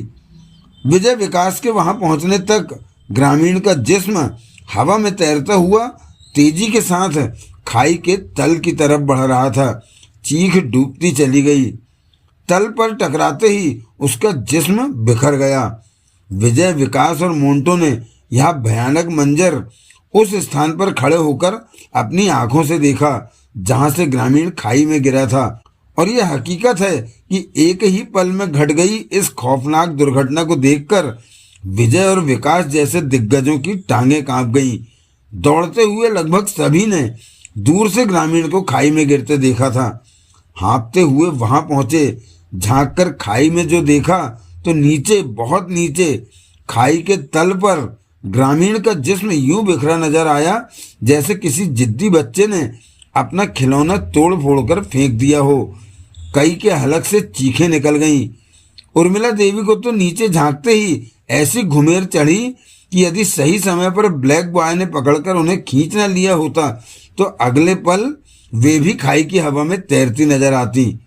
सहम कर सभी खाई से दूर हट गए। पल भर में हुई ग्रामीण की इस दर्दनाक मौत ने सभी के दिलो दिमाग पर ऐसा असर किया था कि चेहरे फक नजर आ रहे थे। सहमे सहमे, पूरी तरह निस्तेज, हैरत में डूबे, उनके बीच एक विचित्र सा खौफ फैल गया था, अजीब सनसनी, ऐसी कि बहुत देर तक किसी के मुंह से कोई आवाज न निकली। डरे हुए बच्चे से वे एक दूसरे का चेहरा देखते रह गए थे। रैना की टांगें तो अब तक कांप रही थी। हालांकि यह सवाल सर्प बनकर सभी के दिमागों में डंक मार रहा था कि ठाकुर साहब को देखकर ग्रामीण आखिर इतना डर क्यों गया था। वह क्यों चीख चीख कर गांव वालों को आगाह कर देना चाहता था कि ठाकुर निर्भय सिंह गांव में आ रहे हैं। एकाएक चारों तरफ को देखती हुई आशा ने कहा, साधना कहाँ गई? सभी चौंके। अरे, विकास उछल पड़ा, उसका जैबरा कहाँ है? वहां दोनों में से कोई न था। ढूंढने की पुरजोर कोशिश के बावजूद साधना की तो बात ही दूर, जैबरा और विराट तक कहीं नजर न आए। जहां उन्हें ग्रामीण मिला था और वे उसके पीछे दौड़कर दुर्घटना स्थल तक आए थे, उस रास्ते के मध्य ही नहीं बल्कि विकास, अशरफ और विक्रम आदि दौड़कर पीछे बहुत दूर तक देख आए, मगर वे गधे के सींग की तरह गायब हो गए थे। केवल 15 मिनट के अंदर बड़ी तेजी से ऐसी दो घटनाएं घट गई थी, जिनमें से एक बेहद रहस्यमय होने के बावजूद हृदय विदारक थी, दूसरी अत्यंत गजबनाक। सभी हताश, परेशान और हैरान। उन सभी ने अलग अलग साधना और जैबरा को आवाजें लगाई थी, मगर जवाब में सिर्फ पहाड़ों से टकरा टकरा कर वापस लौटती अपनी ही आवाजें सुन सके। न साधना के बोलने की आवाज उभरी, न जैबरा के भौंकने की। 30 मिनट बाद एकाएक विजय ने ही सन्नाटे को तोड़ा। अब तो आप लोगों को यकीन आ गया होगा कि हमारी और उस छपकली की शादी वादी का कोई चक्कर न था। उसके गायब हो जाने से तो यही नतीजा निकलता है, रैना बोली। उस छपकली के अंतर्ध्यान हो जाने से तो बिना गुमटी पहुंचे ही स्पष्ट हो गया है कि गुमटी का बच्चा बच्चा हमें कितना जानता है। मगर अब आप कहिए बापूजान। हम क्या कहें? ठाकुर साहब बौखला गए। हम तो इस नतीजे पर पहुंचे हैं कि गुमटी का बच्चा बच्चा हमें नहीं बल्कि आपको जानता है। क्या यहाँ आपका कोई ऐसा वैसा चक्कर रहा है जैसा छपकली हमारे बारे में कह रही थी? खामोश, ठाकुर साहब दहाड़े। उर्मिला देवी बोली, अपने पिता के बारे में ऐसी बात करते हुए तुझे शर्म आनी चाहिए विजय। शर्म तो इन्हें भी आनी चाहिए थी हमारे ब्रह्मचर्य को दागदार करते वक्त, विजय ने किसी झगड़ालू औरत की तरह हाथ नचाते हुए कहा। क्या अब हमें यहाँ पूछने का हक नहीं है कि इनका इस गांव से क्या संबंध है? आज से 20 साल पहले जब हम एसपी थे, तब इस इलाके के डाकुओं का सफाया करने के लिए हमें यहाँ खास तौर पर भेजा गया था। तभी से गुमटी और आसपास के गांवों के चंद लोग हमें जानते हैं। आप यहाँ एसपी बनकर आए थे या जल्लाद? होश में बात करो विजय। बंदा होश में ही है बापूजान, विजय ने कहा। आप हम में से किसी से भी पूछ सकते हैं, हर एक का जवाब यही होगा कि ग्रामीण आपको देखते ही इस तरह कांप उठा था जैसे उसने अपने सामने साक्षात यमराज को खड़े देखा हो। फिर वह भागा, साथ ही गांव वालों को आगाह करने के लिए इस तरह चिल्ला भी रहा था जैसे उसने भूत देख लिया हो। वह इतना डर गया था कि खाई में गिरकर अपना कल्याण करा बैठा। क्यों? हमें देखकर उसकी प्रतिक्रिया तो सबसे ज्यादा खुद हमें हैरान किए हुए है, ठाकुर साहब ने गंभीर स्वर में कहा। सचमुच वह हमें देखकर बुरी तरह डर गया था। समझ में नहीं आता कि ऐसा क्यों हुआ। बड़ी अजीब बात है। पहले मुझे लगा था ठाकुर नाना कि शायद वह आपको कोई और समझ रहा है, मगर जब उसने आपका असली नाम लिया तो बात साफ हो गई। यह तो और भी रहस्यमय है, रघुनाथ ने कहा। विकास बोला, जो बात विजय गुरु शुरू से ही कह रहे थे वह अब समझ में आ रही है। क्या? यह कि साधना किसी षड्यंत्र का हिस्सा है और उसके द्वारा सुनाई गई काल्पनिक कहानी उस षड्यंत्र की शुरुआत थी और अब हम लोग उस षड्यंत्र के शिकार हो गए हैं। क्या मतलब? हमें यहाँ तक पहुँचा देना ही शायद साधना का उद्देश्य था। तुम अब भी थोड़ी सी नन्ही सी चूक कर रहे हो प्यारे दिल जले। वह क्या गुरु? विकास के लहजे में उसके लिए सम्मान था। हम सबको नहीं बल्कि बापूजान को यहाँ लाने के षड्यंत्र पर काम कर रही थी वह। हम सब तो पूंछ की तरह इनके पीछे लगकर पहुंच गए हैं।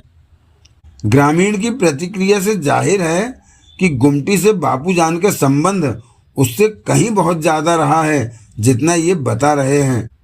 ग्रामीण के मिलते ही छपकली का गधे के सींग बन जाना भी स्पष्ट करता है कि वह इन्हें यहाँ वही तमाशा दिखाने लाई थी जो ग्रामीण ने किया। जिस घटना में ग्रामीण की जान चली गई उसे तमाशा तो नहीं कहा जा सकता गुरु। बिल्कुल नहीं कहा जा सकता, क्योंकि नन्हे से खिलौने की तरह खाई के तल पर बिखरे उसके नश्वर शरीर के पुर्जे अभी भी देखे जा सकते हैं। जाहिर है कि वह इतना ज्यादा डर गया था कि मारे घबराहट के खाई में गिर पड़ा और ऐसा क्यों हुआ यह गुमटी में पहुंचकर ही पता लग सकता है। अतः अब हमारी राय यह है कि गुमटी की तरफ हमें अपनी यात्रा जारी कर देनी चाहिए। नहीं, उर्मिला देवी ने प्रतिरोध किया, मेरी सलाह यहाँ नहीं है। क्यों? मेरा दिल धड़क रहा है। बाईं आंख फड़क रही है विजय के पिता। वे सीधी ठाकुर साहब से बोली, लग रहा है कि इस मनहूस गांव में पहुंचकर कुछ बहुत बुरा होने वाला है। मेरी मानो तो यहीं से लौट चलो। अब यह नहीं हो सकता उर्मी। क्यों? पता तो लगना ही चाहिए कि चक्कर क्या है। इस गांव के लोग हमसे इतना डरने क्यों लगे हैं? ठाकुर साहब ने कहा, ये एक ऐसा रहस्य है जिसकी तह तक हमें पहुंचना ही पड़ेगा। ये तो अंतिम रूप से मुजरिम के षड्यंत्र में फंसने वाली बात हो जाएगी ताऊ जी। वह कैसे? घटनाओं से स्पष्ट है कि साधना का उद्देश्य आपको इसी गांव में पहुंचा देना था। रैना ने कहा, ये जिज्ञासा ही शायद इसलिए जगाई गई है कि हम गुमटी जाने के लिए लालायित हो जाएं। ऐसे हालातों में क्या वहां जाना वही करना ना होगा जो मुजरिम चाहता है? अब मामले को घुसकर देखने के अलावा हमारे पास कोई चारा नहीं है। यह वाक्य अपनी छोटी सी डायरी पर लिखकर मोंटो ने रैना को दिया। वह विजय, एकाएक ठाकुर साहब ने उससे सवाल किया, हमें याद पड़ रहा है कि आज से कुछ दिन पहले तुमने हमसे एक बार गुमटी का जिक्र किया था। जाने क्या क्या अनाप शनाप कहने लगे थे। उस वक्त हमें तुम्हारी बातें बड़ी ऊल जलूल लगी थी, इसलिए हमने तुम्हें डांटकर भगा दिया था। तुम्हें याद है? बिल्कुल याद है। उस दिन क्या कह रहे थे तुम? क्या आपको याद नहीं? याद तो तब रहता ना जब उन बातों पर ध्यान दिया होता। हमें तो यह लगा था कि तुम हमेशा की तरह जाने क्या बेपरखी उड़ा रहे हो, अतः बिना सुने डांट कर भगा दिया था। उस दिन हम आपसे ये पूछ रहे थे कि आप तो उस इलाके में रहे हैं, यह बताइए कि गुमटी में अमरूद अपने राजनगर के जंगलों की तरह पेड़ों पर लगते हैं या आलू की तरह जमीन से निकलते हैं। इसी तरह ये भी पूछा था कि बेल आम की तरह पेड़ पर लटकती है या खीरे की तरह बेल पर। हमने यह भी पूछा था कि लड्डू हलवाई बनाता है या। खामोश! ठाकुर साहब चिंगाड़ उठे। बस, विजय ने तपाक से कहा, आपने इसी तरह ऐसे ही नादिर शाही अंदाज में हमें डांट कर भगा दिया था और हम मुंह लटकाए आपके दरबार से बाहर आ गए थे। ठाकुर साहब गुर्राए। कभी कभी लगता है कि तुम कोई समझदारी की बात कहने जा रहे हो, मगर जब बोलते हो तो पता लगता है कि इस दुनिया के सबसे बड़े मूर्ख हो। थैंक यू, विजय ने इस तरह कहा जैसे अपनी प्रशंसा सुनी हो। एकाएक ब्लैक बॉय ने हस्तक्षेप किया, मेरे ख्याल से अब हमें फैसला कर लेना चाहिए कि किस तरफ बढ़ना है, क्योंकि कुछ ही देर बाद अंधेरा हो जाएगा। हम गुमटी की तरफ चल रहे हैं, विकास ने निर्णायक अंदाज में कहा।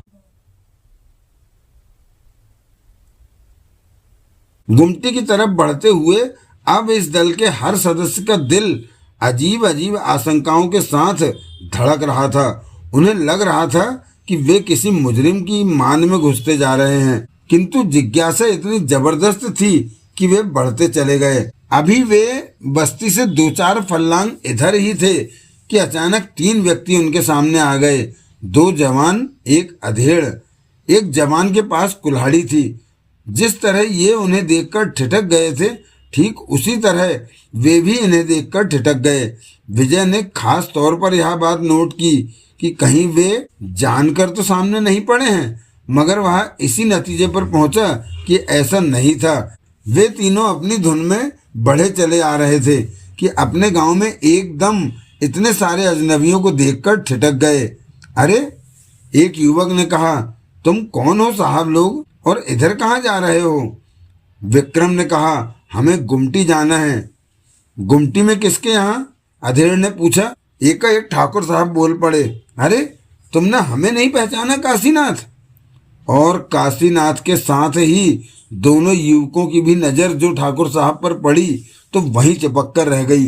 काशीनाथ के चेहरे पर आतंक के भाव नजर आए। युवक ने कुल्हाड़ी वाले को कोहनी मारकर टहोका। उन दोनों ही के चेहरे पर गुस्से के चिन्ह थे। ठाकुर साहब एंड पार्टी अभी उनके चेहरों पर उत्पन्न होने वाले भावों को पढ़ ही रहे थे कि कांपते लहजे में काशीनाथ ने कहा, ये ठाकुर निर्भय सिंह है बरुआ।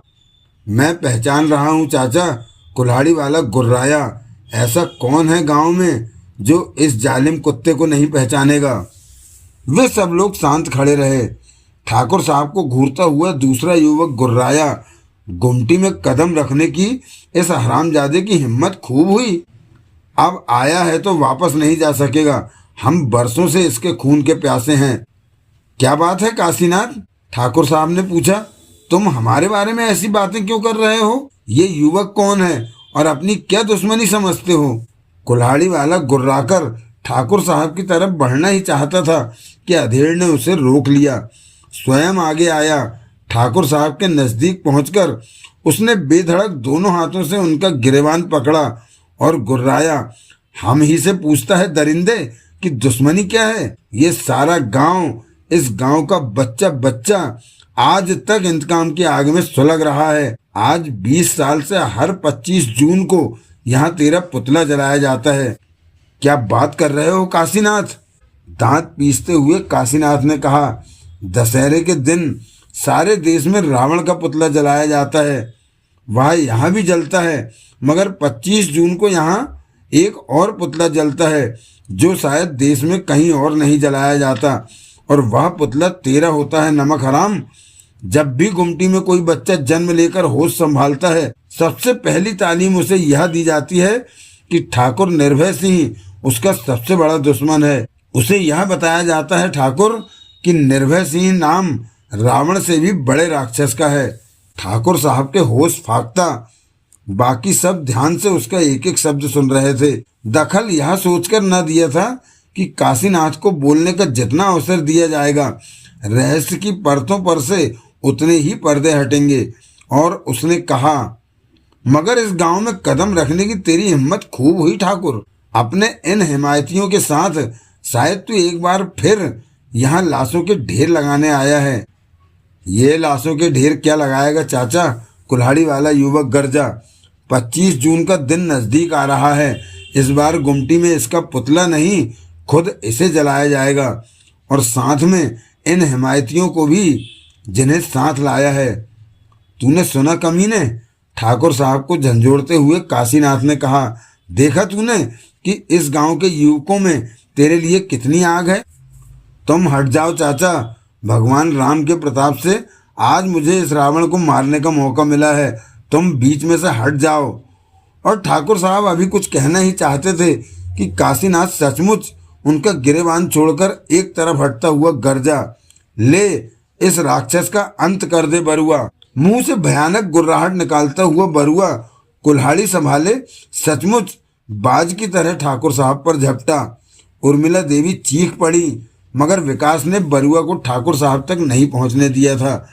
कोई न देख सका कि कब वह जमीन पर खड़ा था और कब हवा में कलाबाजियां खाता नजर आया। देखने वालों को सिर्फ इतना दिखा कि उसकी फ्लाइंग किक बरुआ के चेहरे पर पड़ी है। बरुआ के हलक से एक चीख निकल गई। हवा में उछलकर वह दूर जा गिरा, मगर कुल्हाड़ी हाथ से न छोड़ी थी। अपनी तरफ से उछलकर जबरदस्त फुर्ती के साथ खड़ा हुआ, परंतु उस बेचारे को क्या मालूम था कि वह कितनी बड़ी आफत के हत्थे चढ़ गया है। अभी ठीक से संभल भी ना पाया था कि जबड़े पर लड़के के बूट की ठोकर पड़ी, उछलकर पुनः पत्थरों पर।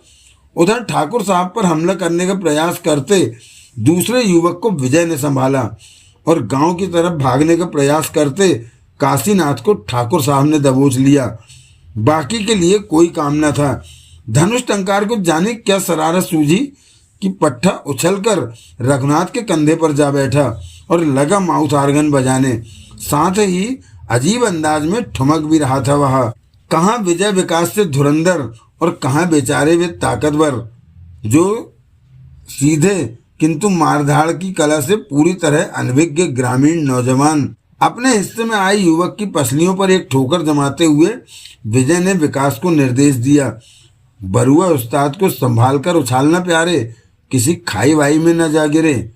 ओके गुरु कहने के तुरंत बाद उसने बरुआ के पेट में घूंसा जड़ा। भले ही विजय विकास का नाखून तक न छू सके थे वे, किंतु उनमें जोश इतना था कि अंतिम क्षण तक शिथिल न पड़े।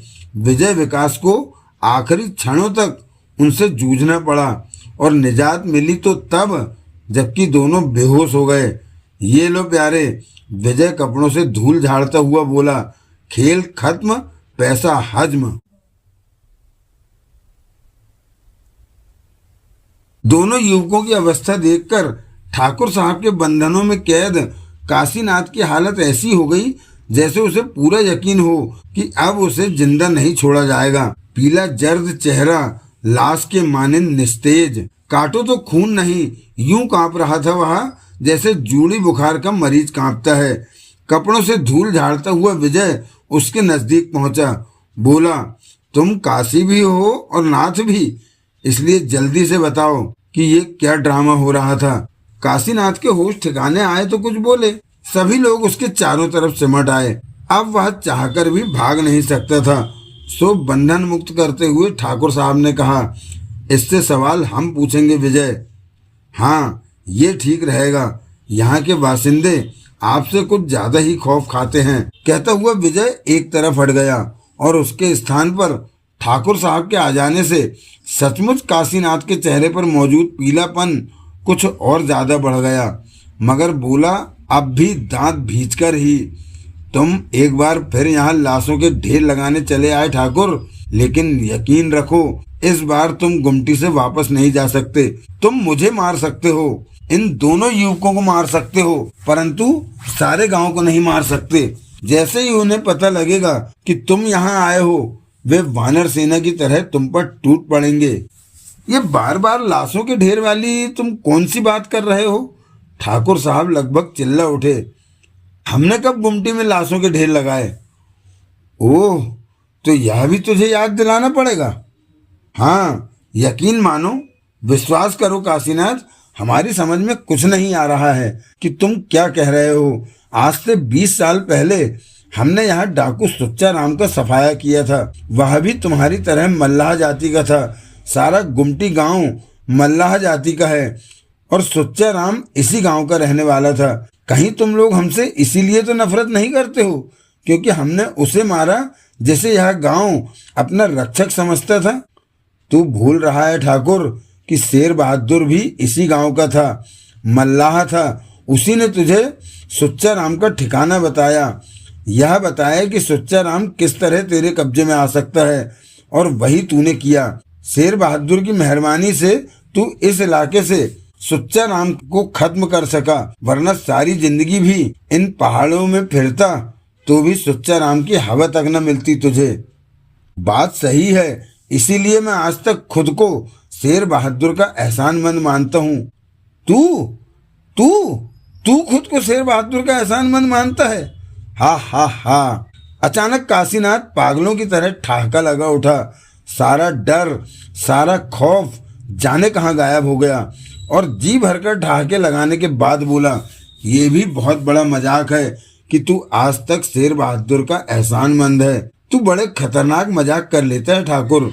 तू उसका एहसानमंद है इसलिए अपने हाथों से अकेले शेर बहादुर को नहीं बल्कि उसके सारे परिवार को मार डाला, उसकी बीबी, दिलेराम और सिद्धू। काशीनाथ! ठाकुर साहब अपनी पूरी ताकत से दहाड़ उठे। क्या बक रहे हो तुम? होश की बात करो। मत भूलो कि तुम ठाकुर निर्भय सिंह के सामने खड़े हो। मैं जानता हूँ दरिंदे कि तुम मुझे भी मार सकता है, मगर इससे ज्यादा मेरा क्या बिगाड़ेगा। ठाकुर साहब के चेहरे पर ऐसे भाव थे जैसे पागल होने जा रहे हों। झपटकर उन्होंने दोनों हाथों से काशीनाथ का गिरेबान पकड़ा और चीखे, हम भला शेर बहादुर को क्यों मारने लगे? क्योंकि तू उसका एहसानमंद जो था। काशीनाथ ने व्यंग किया, और शायद पूरी बात नहीं सुनी तूने। शेर बहादुर को ही नहीं बल्कि उसके बीवी बच्चों को भी मार डाला तूने। गंडासे से उनके जिस्मों के टुकड़े टुकड़े कर दिए, घर में आग लगा दी। नहीं। ठाकुर साहब हिस्टीरियाई अंदाज में चीख पड़े, तुम सरासर बकवास कर रहे हो। हमने किसी को नहीं मारा। मैंने ही नहीं ठाकुर, गांव के बहुत से लोगों ने उस वक्त तुम्हें देखा था। तुम लोगों को वहम हुआ होगा, आंखों ने धोखा दिया है तुम्हारी। साधना तो कुछ देर पहले तक हमारे साथ थी। उसने खुद बताया था कि वह शेर बहादुर की लड़की है और बचपन में उसी का नाम सिद्धू था। सुनकर काशीनाथ यूं ठहाके लगाने लगा जैसे सचमुच पागल हो गया हो। बोला, तू उस कली के फूल बनने के ख्वाब देख रहा है जिसे तूने चटकने से पहले ही रौंद कर आग में जला डाला था। ये झूठ है, ये झूठ है काशीनाथ। जरूर तुम्हें और सारे गांव वालों को बहुत बड़ी गलतफहमी है। जरा सोचो तो सही, हम शेर बहादुर और उसके बच्चों को क्यों मारने लगे? अरे उसी की वजह से तो हम सुच्चा और उसके गिरोह का सफाया करने में कामयाब हुए थे। उसके इसी एहसान का बदला चुकाया था तूने। नफरत भरी निगाहों से ठाकुर साहब को घूरते हुए काशीनाथ ने कहा, हालांकि उस वक्त सारा गांव शेर बहादुर के खिलाफ था, जब वह सुच्चा राम के खिलाफ तेरी मदद कर रहा था। बोल, खिलाफ था कि नहीं? ये भी तुझे याद है या नहीं? हाँ, अच्छी तरह याद है। क्यों खिलाफ था? क्योंकि यहाँ 1 शताब्दी से डाकुओं की जंग चली आ रही थी। यहाँ से सिर्फ 5 किलोमीटर दूर कालागढ़ नाम का एक और गांव है। जिस तरह गुमटी में सिर्फ मल्लाह रहते हैं, उसी तरह कालागढ़ में सिर्फ ठाकुर, वह ठाकुरों का गांव कहलाता है। उस गांव से निकलकर एक युवक डाकू बना था। उसका नाम मनसा सिंह था। वह ठाकुरों के गांव पर कभी हमला नहीं बोलता था। उसका शिकार हमेशा गुमटी या इस जैसे ही मल्लाह बहुल्य गांव होते थे। मल्लाहों के लिए वह आतंक था और ठाकुरों के लिए मसीहा। एक दिन जब अपने पूरे गिरोह के साथ उसने गुमटी पर हल्ला बोला तो सुच्चा राम के बूढ़े माता पिता, 3 जवान भाई और 1 बहन मारी गई। तब गन में हाथ लिए वह भी बीहड़ों में उतर पड़ा।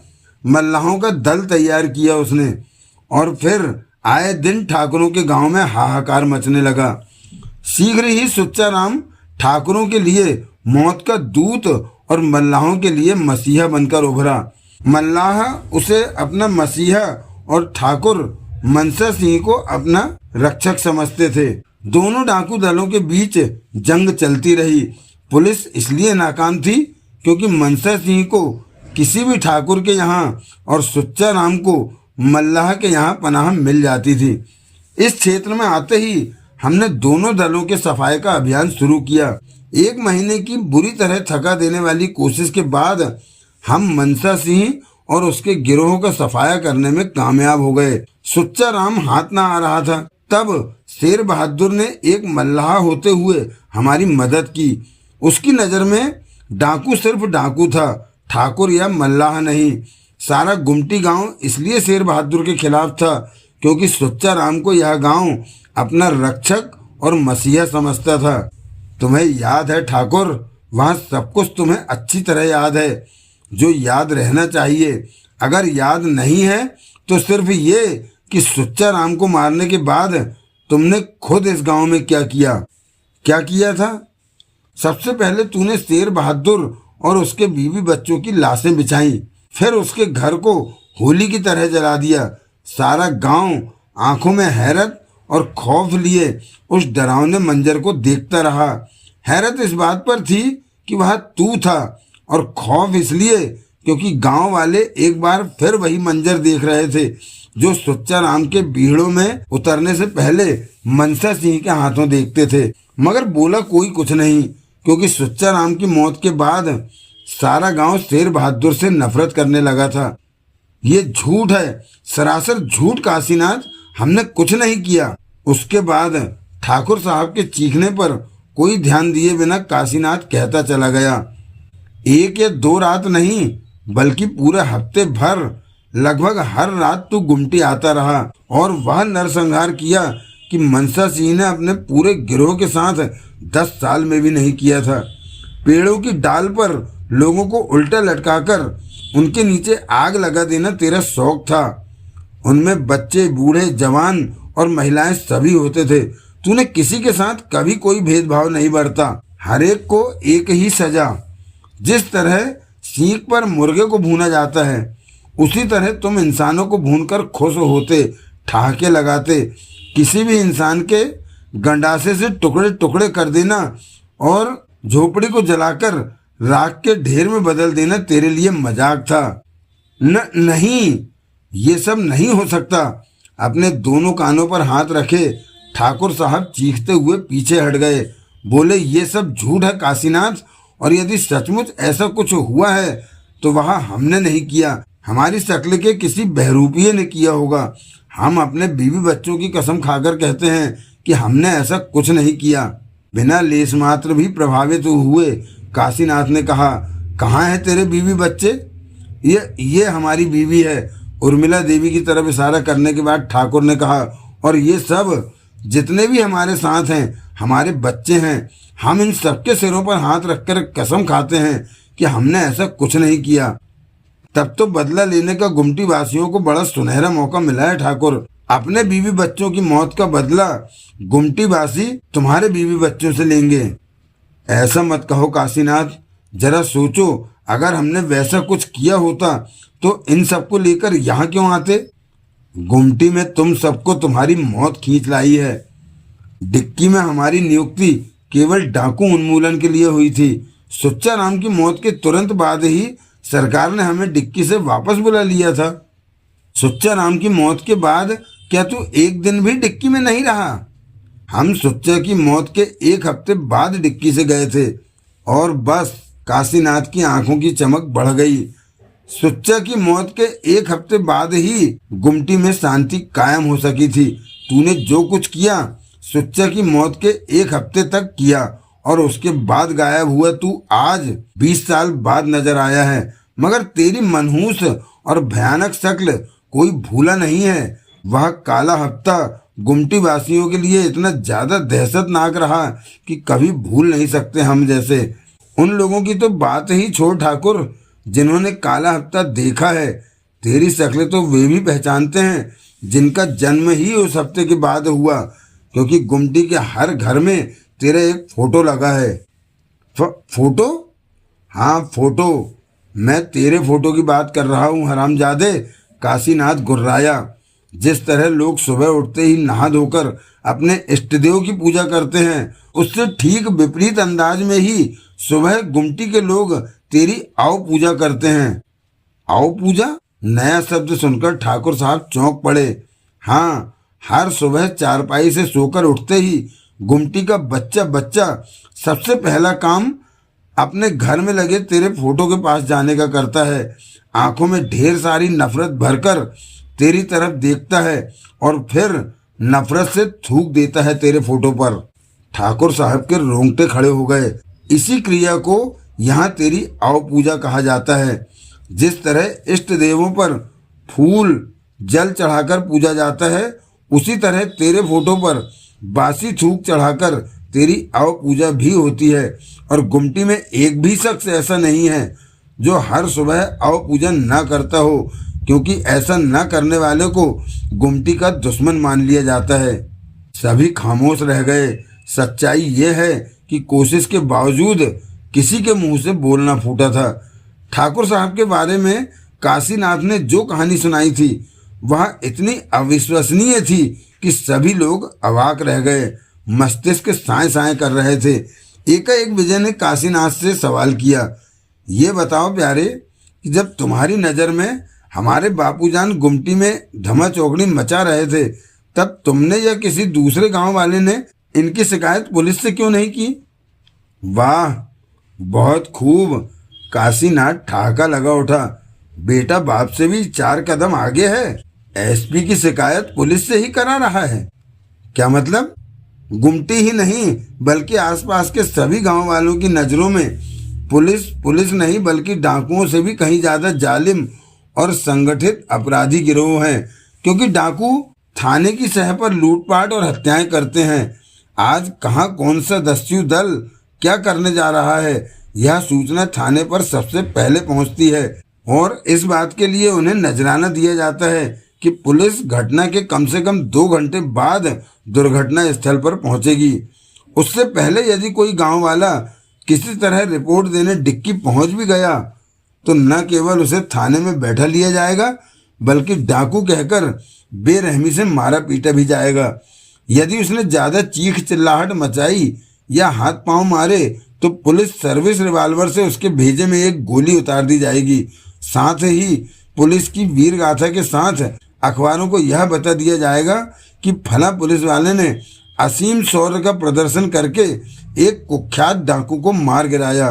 तुम ऐसी पुलिस के पास जाकर उनके एसपी की शिकायत करने के लिए कह रहे हो? क्या बापूजान भी डाकुओं से नजराना लेने वाले पुलिस अफसर थे?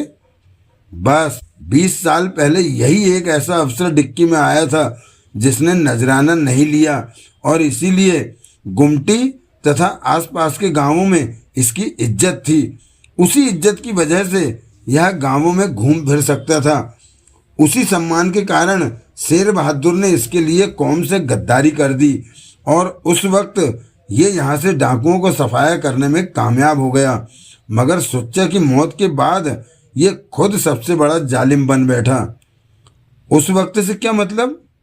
यहाँ डाकू खत्म नहीं हो सकते, काशीनाथ ने बताया, क्योंकि आसपास के गांवों की मिट्टी यहाँ पैदा ही डाकू करती है। आज भी परंपरागत तरीके से इस इलाके में 2 दस्यु दल हैं, एक दस्यु दल ठाकुरों का और दूसरा मल्लाहों का। और गुमटी वासियों की मुसीबत ये कि दोनों ही दल अपना शिकार हमें बनाते हैं। क्यों? चौंकते हुए विजय ने पूछा।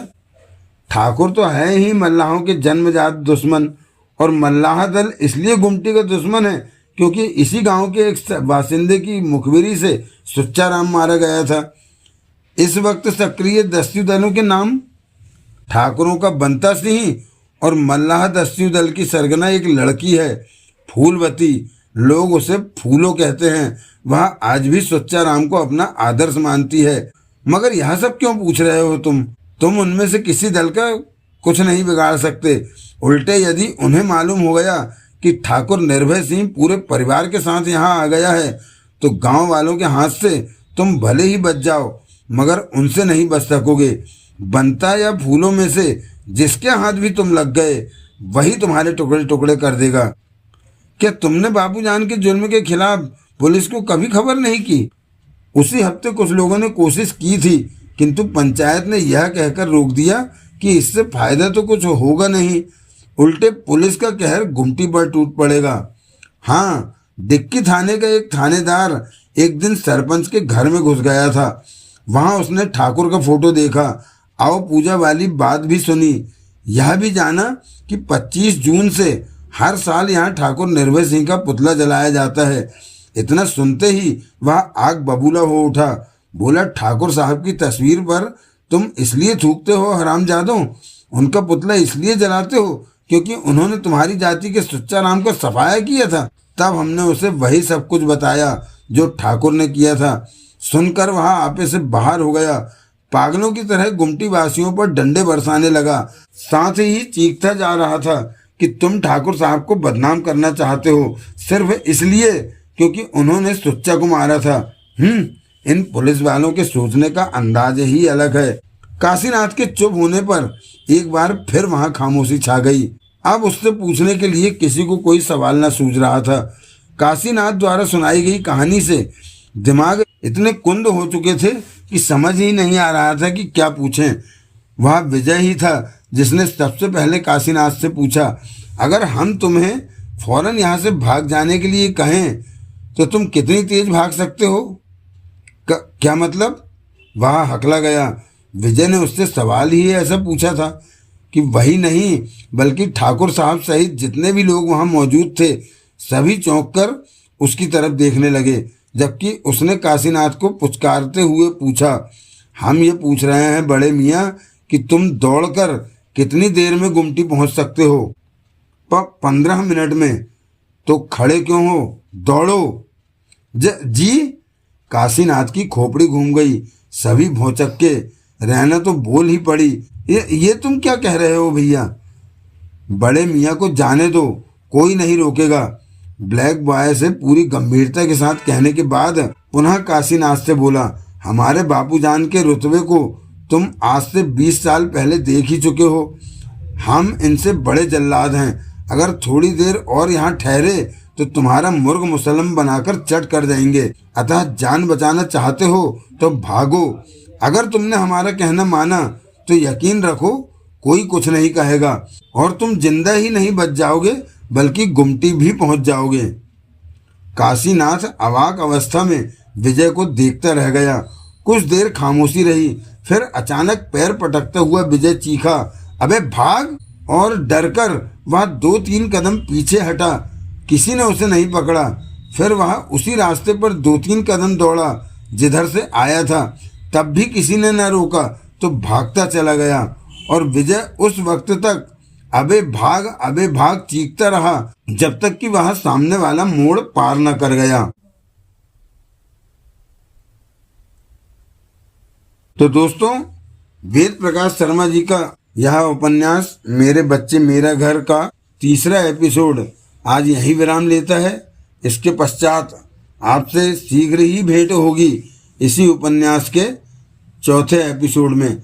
तब तक के लिए जय हिंद, जय भारत, वंदे मातरम। और हाँ, अपना ख्याल अवश्य रखिएगा। धन्यवाद, थैंक यू, शुक्रिया।